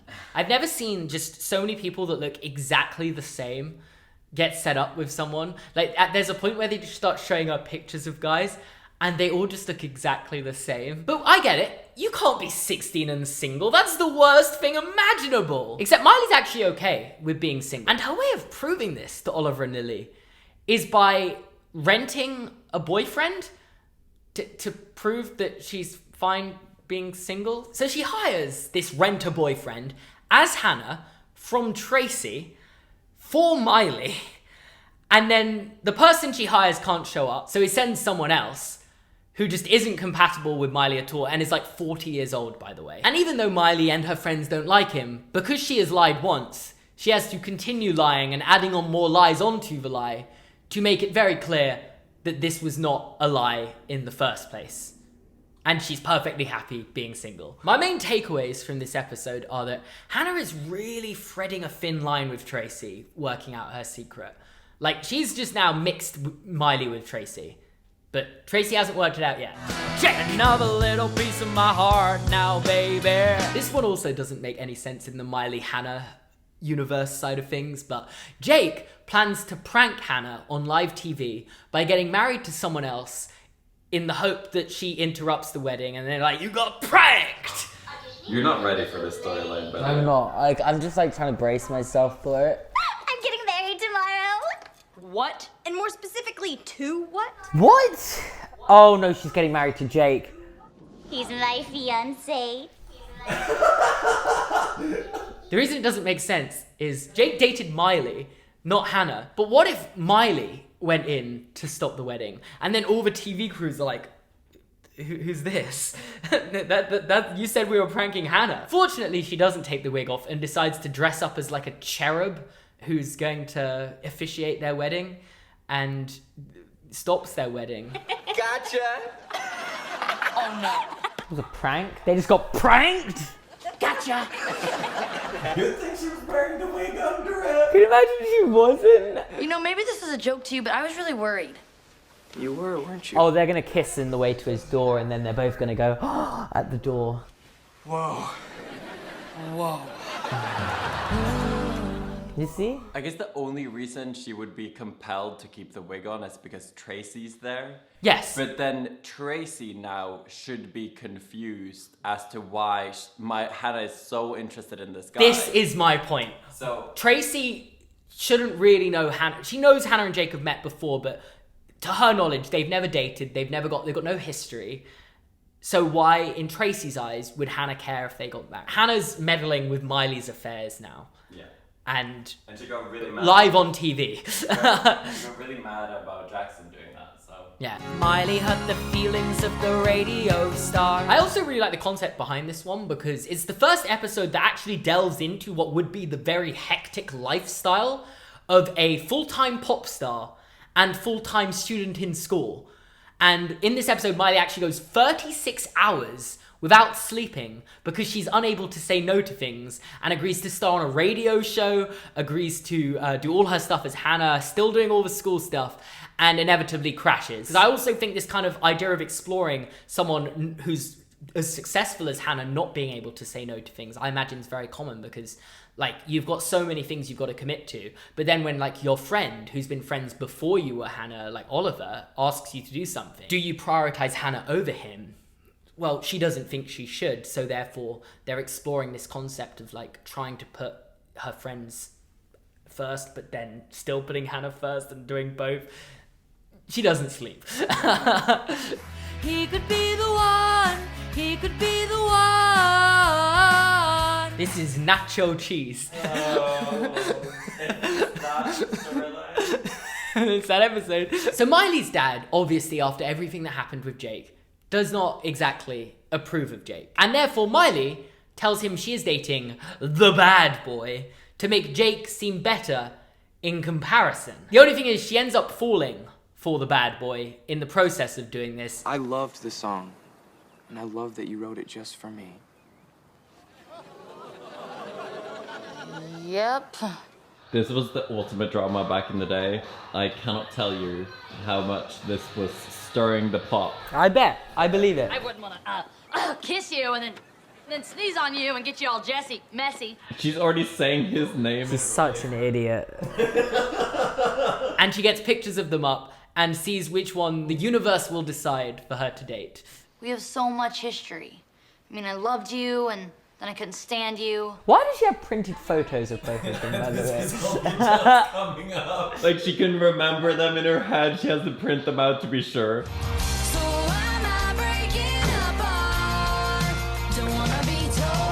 So confusing. Wow. So it's not me. When your picture landed in front of me, She did not tell him that's what happened, right? She didn't tell him the truth, did she? This newly introduced character who has never been seen before versus the 3-season established Jake that she is in a relationship with. Also, as per you would expect, her dad knows what she's doing, and I don't really know what he's thinking this whole time. He's like, ugh, both of these guys, why, of all the men in the world, you choose these two? But then also, he raised Jackson, so I don't think he really has any leg to stand on for men. Technically speaking, hear me out. Couldn't Miley and Hannah date two separate people and it not be a problem? Like, I'm not an advocate for cheating. I don't know how I've had to stress that twice this video. But surely, Miley could date Jake and Hannah could date the other guy whose name I don't know. They could be the two. They could be the two. Superstitious girl. I was hoping that was going to be Superstition by Stevie Wonder, but then I found out it's not a reference to that. This is Disney Channel history. Debbie Ryan in Hannah Montana. While on the SS Tipton, Miley loses her lucky anklet that her mother gave her before her first ever show, and her luck just goes crumbling down. Everything goes wrong at her rehearsal, and she's worried she's gonna just ruin her whole show in Hawaii. Which raises many questions about when did she first become Hannah Montana? I think it's said around 11 or 12, and therefore her mum must have only died like a year or two before the show started. I don't know if this matters. Matters to me. Well, anyway, Hannah is convinced her bad luck won't stop until she gets her lucky anklet back, which is stupid because luck isn't real, and she realizes that her mother was really just in her heart. And her dad has like this moment. She also dyes her hair green in this episode. Oh. It's... I honestly love you. No, not you. So Hannah breaks her ankle skiing, and then Miley is put in hospital. I don't really get this because the doctors and surgeons, are they in on the secret then? Or does Hannah not have medical insurance? Is that why Miley's getting all the treatment when Hannah's really the one going through all the trouble? And for some reason, even though she's just broken her ankle, she's completely comatose in hospital. And then, again, for some reason that doesn't really make sense, Oliver decides to start practicing saying I love you for the first time to Lily, to Hannah, while she's in this comatose state. And because Miley can hear everything while in this comatose state, she tells Lily that Oliver is in love with her, not Lily. And it's just like, it gets to a point, how does Lily just not resent Miley for making her think that she's going to steal all of her boyfriends if she wanted to? Also, why does Miley just keep talking at a certain stage? Like, just, at some point, just maybe take a step back and think, what's really going on here? Does what happened in the I thought happened, does it make sense? You know? Forgive a little bit. This episode revolves around Miley and Jackson fighting with each other about sharing secrets and embarrassing each other. It's not actually that interesting, but when the secret about Hannah sucking her thumb gets revealed to the world, she blames Jackson because she believes that Jackson's the one that revealed it to the world. But it wasn't actually him, and he goes on this long speech about how he would never bring Hannah into their silly little disputes because he draws the line there, and yeah, that's pretty much the entire episode. I don't think they want us to think it, but I'm starting to be convinced Jackson might be a better character than Miley as a person. Oh, as a person, yeah. You know? Like, but Jackson does some awful stuff too. Bad to the crow. I honestly think the first 15 seconds of this episode are the best part of the show. It's the thing that made me laugh the most. Glasses on, he's Clark Kent. Glasses off, he's Superman. Like nobody would figure that out. I know. It is so obvious. How's my mustache? Beyond that, it's just another episode about a character getting a car. This time, it's Mima's turn. And she hates the car that they got her. So they have to go back and get her car, which they've destroyed. So they get a car that looks like her car and destroy it in the same way that her car's destroyed and give it back to her. Judge me tender. Oliver is a professional singer now. Remember like a season ago when he couldn't sing? And he's like a full-on professional by the end of this episode? How does that happen? I love your shoes. She's a judge on America's Top Talent. Wait, when did that happen? Just now. Hello! I brought a little BM from a BFF. Because it's a sitcom, there's gonna be an Oliver and Lily breakup storyline that comes up at some point in here that isn't the one we've already had. And I'm just kind of already tired of that, even though it hasn't happened. I'll call you, babe. To the beat! Yeah, I wasn't expecting it to happen that quickly, actually. I just like foretold it. I was intending to happen at the end of the season, but... So yeah, Oliver gets to the semi-finals of America's Top Talent, which is a parody of something, but I just can't work out what. It's so hard to tell. And following that, just immediately becomes a douche and believes that everyone should adore him and praise him and follow him around because he is now the greatest thing since sliced bread. Or, more specifically, the greatest thing since Hannah Montana, which was the greatest thing since sliced bread in this universe. And to be fair, if I could get from this... Life's what you make it. ...to this... No, you can't resist. I think I'd do the same. That's just Vegod's line. You should say that. And we also never find out how Oliver actually does in the singing competition. He gets to the semi-finals, and then the episode just ends. Can't get home to you, girl. Miley isn't there for Lily on her birthday. Again, if we're considering the movie to be canon and has happened a year ago. Considering the things Lily does for Miley, the amount she gets back really doesn't make me think this friendship's in equilibrium. And let's just say, they had a green screen and a dream. We may never know what the dream was. Come sail away, come sail away, come sail away with me. Welcome to the Fred era of the internet, when a YouTuber had a minor bit of success and every mainstream form of media wanted to incorporate this YouTuber into their stuff. I actually think I would nail a Disney Channel show. You don't have to be a good actor. I honestly think Disney Channel should take a chance on me at this stage. So Fred features as a character called Kyle, who is a voice actor, something that Hannah can't get the hang of. The funny thing I find about this is they don't want to actually portray her as being that bad. It's just more made to look like the person directing it is just a douche. Got to get her out of my house. Let me set the scene.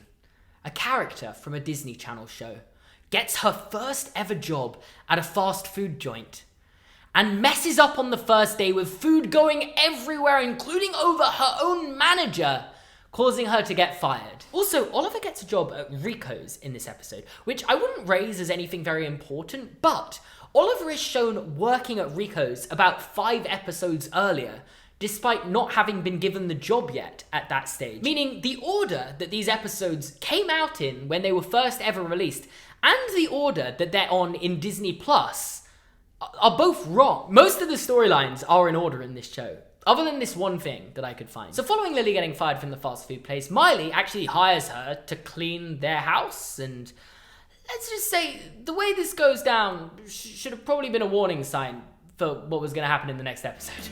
The wheel near my bed keeps on turning. Oh no, the worst thing possible has happened. Lily's mum is moving to Atlanta, meaning she will have to leave California. So obviously Miley just offers for Lily to come move in with them because she pretty much lives there already, and Oh, you're never gonna guess what happens, Vegard. It doesn't work out. Well, I mean, it does, because they do keep living together, but for about an episode, they are at each other's throats for the 100th time out of the 95 episodes we've gone through so far. I just don't know how they haven't realized after all these years of friendship that they annoy each other.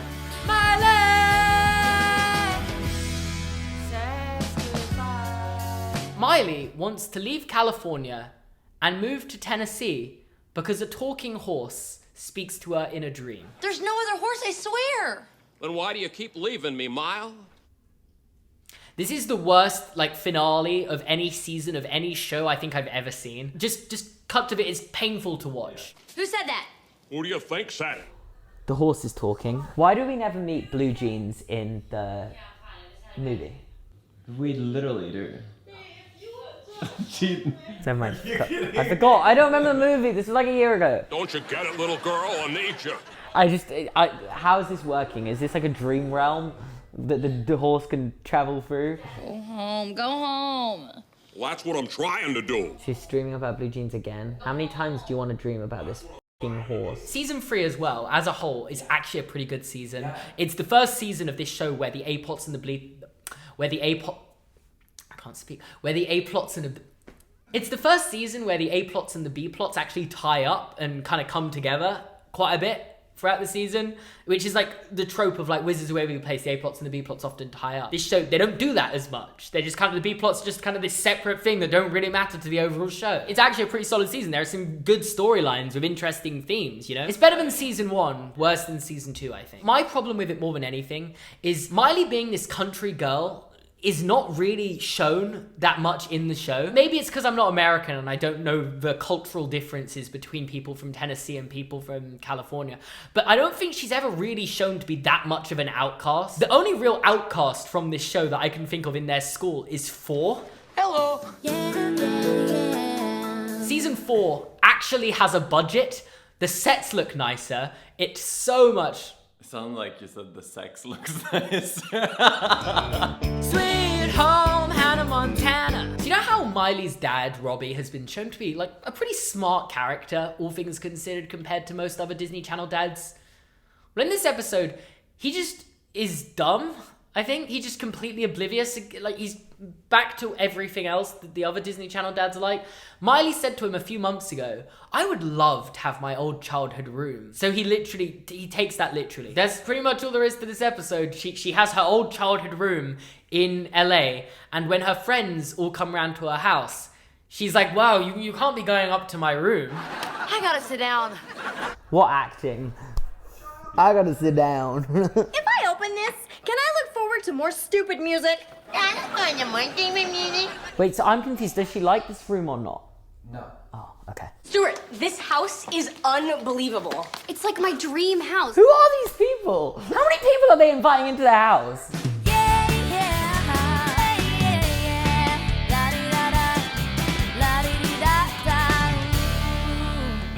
That was a long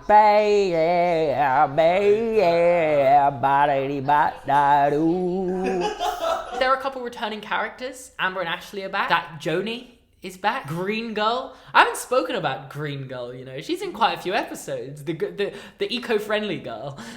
So Oliver is just completely dropped out of school by this stage to go on tour with his new band. So Oliver isn't really in this season. And I think the real world reason is that he is now filming a TV show called Pair of Kings. I can't believe he sacrificed Hannah Montana for a Pair of Kings. Where did you come from?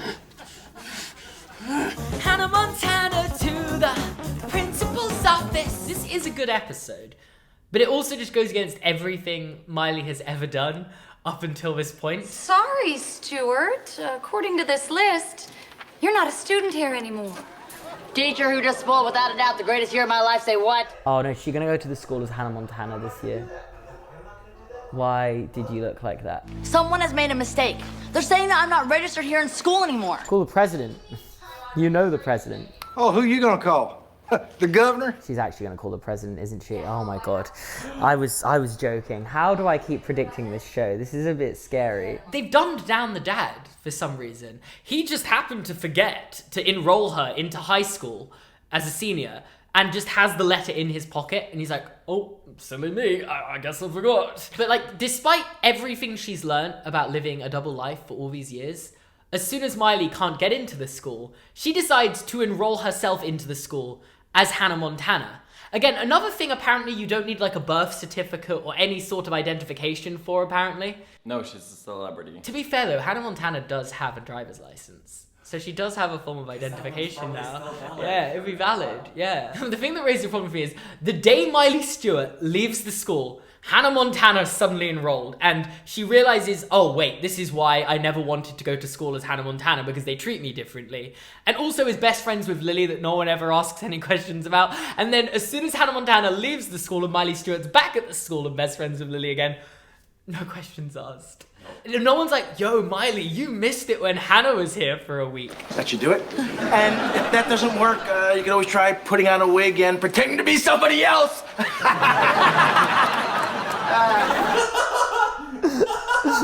What's the point in even having the Miley disguise now? What, to live in the comfort of her own home? She's gonna be Hannah everywhere else. The show's just like lost all point at this stage. There are a few episodes where they just completely go against the premise of the show, and then when they make Miley famous or make Hannah do something in Miley's place as a normal girl, like, that defeats exactly what you were going for. She calls up the president and Obama rolls her into school. That's actually what happens. I love the idea of Obama calling up the principal of the school and going, yeah, I just want to give a go-ahead for Miley to be enrolled into the school, and him not asking any further questions about that. California's So I think with this episode, the show's really starting to build up to this big reveal that's coming and showing the conflicts that Miley's facing living this double life as Hannah. Specifically in this episode, they delve into the issue where she feels like she's holding Robbie's life back and he can't move on and date and stuff like that. So he goes on a date with a school nurse that she sets him up with. Also, talking about dating, in this season, Jackson actually successfully kisses a girl. Like, I don't know if I've gone into detail in this throughout the video, but there's like an ongoing bit that Jackson never actually kisses anyone. They're like leaning in to kiss, and then something will interrupt them. It must happen about 4 or 5 times a season. But in this episode, he actually gets to kiss a I messed it up. It's very, very funny. It's definitely funnier the 6th time than it was the first time, in my opinion. Don't tell my secret. So now that Jackson's kissed the girl for real, he's in a very serious relationship, expectedly, and he wants Miley to tell his new girlfriend, Sienna, the Hannah secret. Which I think is great, because finally there's actually someone putting themselves before the Hannah secret. I feel like Jackson and Lily always put the Hannah secret before their own personal game. For the first time, Jackson is actually putting himself first. And I guess it's just another example of the Hannah secret posing a problem in their life because of the whole Jacksana storyline from season 1 and Sienna seeing Hannah outside of their house because Miley lives in the same house as Jackson. Oh no. Has he actually kissed anyone, ever, without it being interrupted? Is that the ongoing joke? That was way too close. You gotta stop bringing her here. Oh, you can't do that. I can't wait for this reveal, and she's gonna be like, so you dated your brother? And they spend the entire episode of Miley almost getting caught by Sienna and having to come up with elaborate lie after elaborate lie after elaborate lie, until eventually another one bites the secret dust. It's the end of the Jake as we know it. My main takeaway when this episode started is she's still dating Jake. This guy never shows up, but apparently she's been dating him for like the last 10 episodes. But yeah, he cheated on her. Oliver saw and tells Lily, and they decide not to tell Miley. Because of course, they don't tell Miley. And surprise, surprise, she finds out that Jake cheated on her in the worst possible moment, at the worst possible time, leading to what I gotta say is actually quite a funny moment that aged well. And it means that Hannah can finally now go after her one true love that she didn't pick over Jake, Jesse. You've been here all along. Do you remember how Miley set her dad up with that school nurse? Well, they're still dating and really happy together, so naturally Miley finds it completely gross. They span out a whole episode of her dad feeling like Miley doesn't connect with him in the same way anymore and wants to connect with her more, and Miley turns him down to go on a date with Jesse, and then Jesse, in the weirdest scene ever, gets up on the date to take a phone call, and Miley gets so mad about him taking a phone call that she almost leaves the date, and then he says, I was on the phone with my dad, and then Jesse's like, well, he's stationed up in Afghanistan, and Miley's like, oh, and then they have a whole sing and they have a concert at the end. I believe that you are listening to my song. This feels so preachy. It's so weird. It's just jarring. This whole episode is jarring because every twist and turn, you're like, wait, what? Does she learn to appreciate her dad through Jesse's dad being in Afghanistan? Is that the moral of the story? Love the let's go. I don't know about you, this just feels like the plot of like a season 1 episode. Miley doesn't want to climb the rope, and Lily doesn't want to ride a horse. So they both push each other to get out of their comfort zone and do the thing they don't want to do. I am not afraid to get on blue jeans. I'm afraid of falling off blue jeans. I just don't think there's anything I could care less about than Lily overcoming her fear of riding a horse. And in the meantime, John Cena beats up Jackson because he doesn't want to read. The second WWE star to show up in Hannah Montana. I just kind of wish the horse did die, because I feel like you made all the kids cry for nothing over that sad horse montage. Yeah, let's have some emotional like moments. Hannah is gonna get this, cause you're the boy. Sorry, I think I might have got a bit carried away there. Now, I actually think this is a really interesting storyline about Hannah wanting to evolve and adapt her music as she gets older, and in the end learning that maybe not all of her music's going to please all of her fans, but as long as she's being fulfilled artistically and creatively, she can be happy and people will still like her for her. It's an interesting storyline, and while I do genuinely like the concept, I just think it's paced really poorly. There's about 5 minutes at the start of her trying to think of a way to write a new song that she can't find the way, she can't write, she needs to write another song for her album. And then she goes to an arcade for like 30 seconds and hears a tune from an arcade machine and is like, yo, I could steal that. Immediately has this new song written and then is told by her record label, who makes her go to a focus group, that this song isn't for her for the rest of the episode. And they genuinely spend this entire episode trying to convince this focus group that this song is fine. She just ends up resolving it all by getting a feature on the song, so the focus group's decision didn't matter, apparently. The line, "Does Taylor Swift ever sleep?" though, aged well. Yeah. Also, I just want to say, in my opinion, that's the best song in Hannah Montana. The boy, now feel the real McCoy, and it feels like a movie. I'll always remember you. What I find incredible about this is that Jesse is actually the first ever person in the show that is able to work out the Hannah Montana secret on his own. I just care about you too much to not tell you that. That you're Hannah Montana. Please don't interrupt me. This is really... Huh? But there's a problem. He forgets he's dating Hannah and accidentally hugs Miley in public and immediately becomes public enemy number 1. Oh, Hannah Montana's new boyfriend Jesse apparently caught cheating today. No, you're not doing this. Now my grandma's weighing in.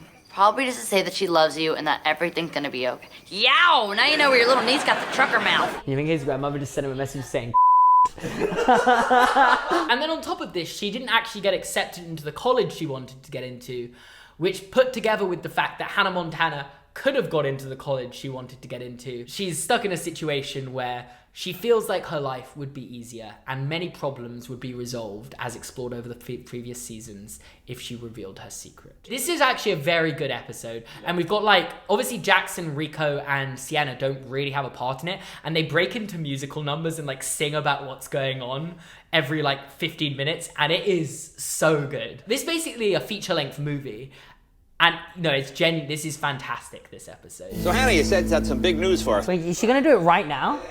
Her name is Miley Stewart.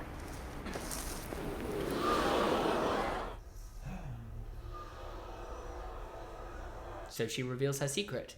I know I probably have said this already, but I just feel like this secret will mean nothing to most people in the world other than people who knew her personally. As like a Disney Channel produced TV episode, that might be the strongest they've made. I don't think story-wise it's the best Hannah Montana episode. I don't think it's my favorite Hannah Montana episode. But in terms of like what they put into that, in terms of like production and like overall quality, other than maybe like the Wizard competition. Can you see the real me?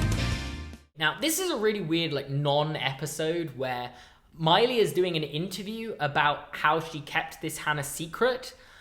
And it basically just cuts back and shows flashbacks of previous episodes and previous moments throughout the show. So nothing really new is added to the table from this. But it's weird because it feels like a real interview with Miley Cyrus.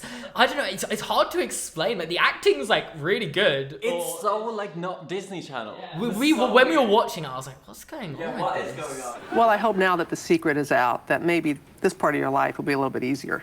It's got to, right? But of course, whoever they are, they're still gonna have to deal with my dad. Yeah, this is a jarring episode, you know? They just did a full-on interview episode going through flashbacks. Kiss it goodbye! I don't know, why did I even think my voice could do that? Miley is now reckoning with the consequences of not having Hannah to hide behind anymore. And who better to help her through this than Dolly Parton? In a pink helicopter. And I actually do think this is a really good concept. Her whole life's on display now. Paparazzi are apparently taking pictures of her in her house, which definitely isn't legal, by the way. You could win a good lawsuit with them publicizing photos of you inside your house. Also, she does a TV interview where she speaks to fans, and some of them are really annoyed about her revealing this.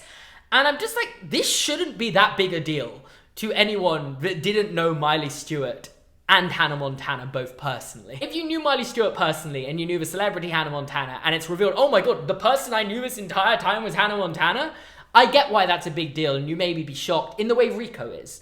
But like her fans being annoyed that she's no longer blonde and has a different name is really dumb. I am Maymar, hear me roar. Somehow, Mimar has had the most immature reaction of anyone to this reveal because she's now annoyed that Miley can't give her as much attention as she could before because everyone recognizes her when they go out. It just implies she has learned nothing from the previous episodes she's been in, especially the one where she has the big fight with Dolly Parton and she's like, and Miley's like, yo, you guys can maybe like grow up a little bit. Also though, there are a few moments like when they're taking their graduation photo, they're trying to get like a nice family graduation photo, and then a kid goes up to them like, oh my god, I really want to get a photo with you. As if she's not taking a photo right now. The fans don't know their boundaries, if it's any consolation. We're nearly there. Ah! We're nearly there. We're nearly there, everyone. Wherever I go.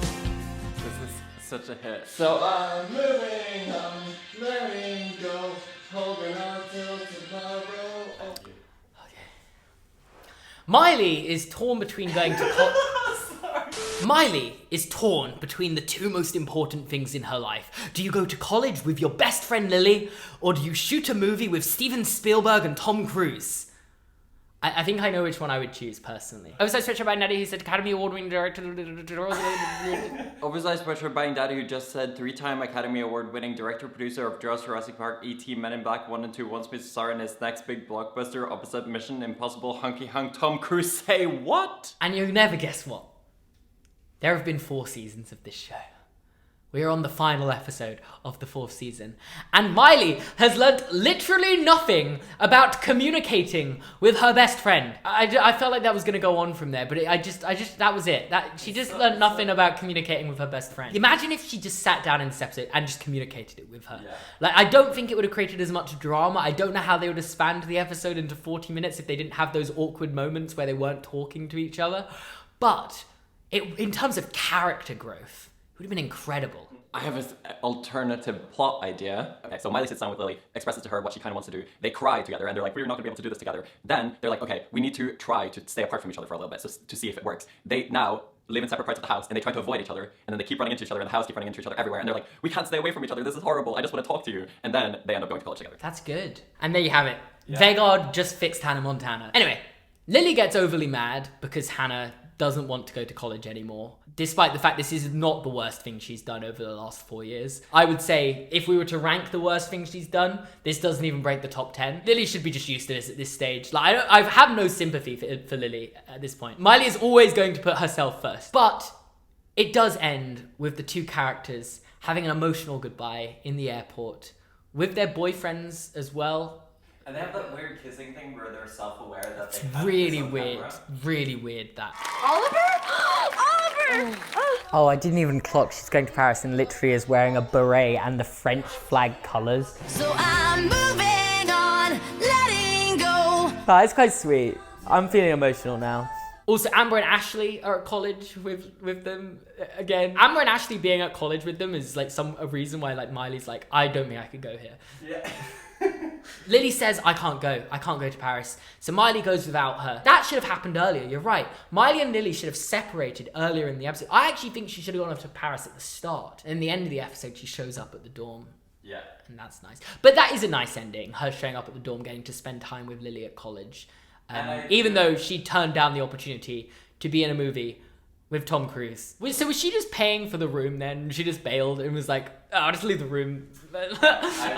So she flew to Paris, dropped a movie, probably had to pay herself out of that contract, flew back, already was paying for a room she wasn't staying in.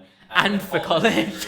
Moving on, moving on, moving on, and moving on more, moving on for me. So tell me, why'd you gotta go and make things so complicated?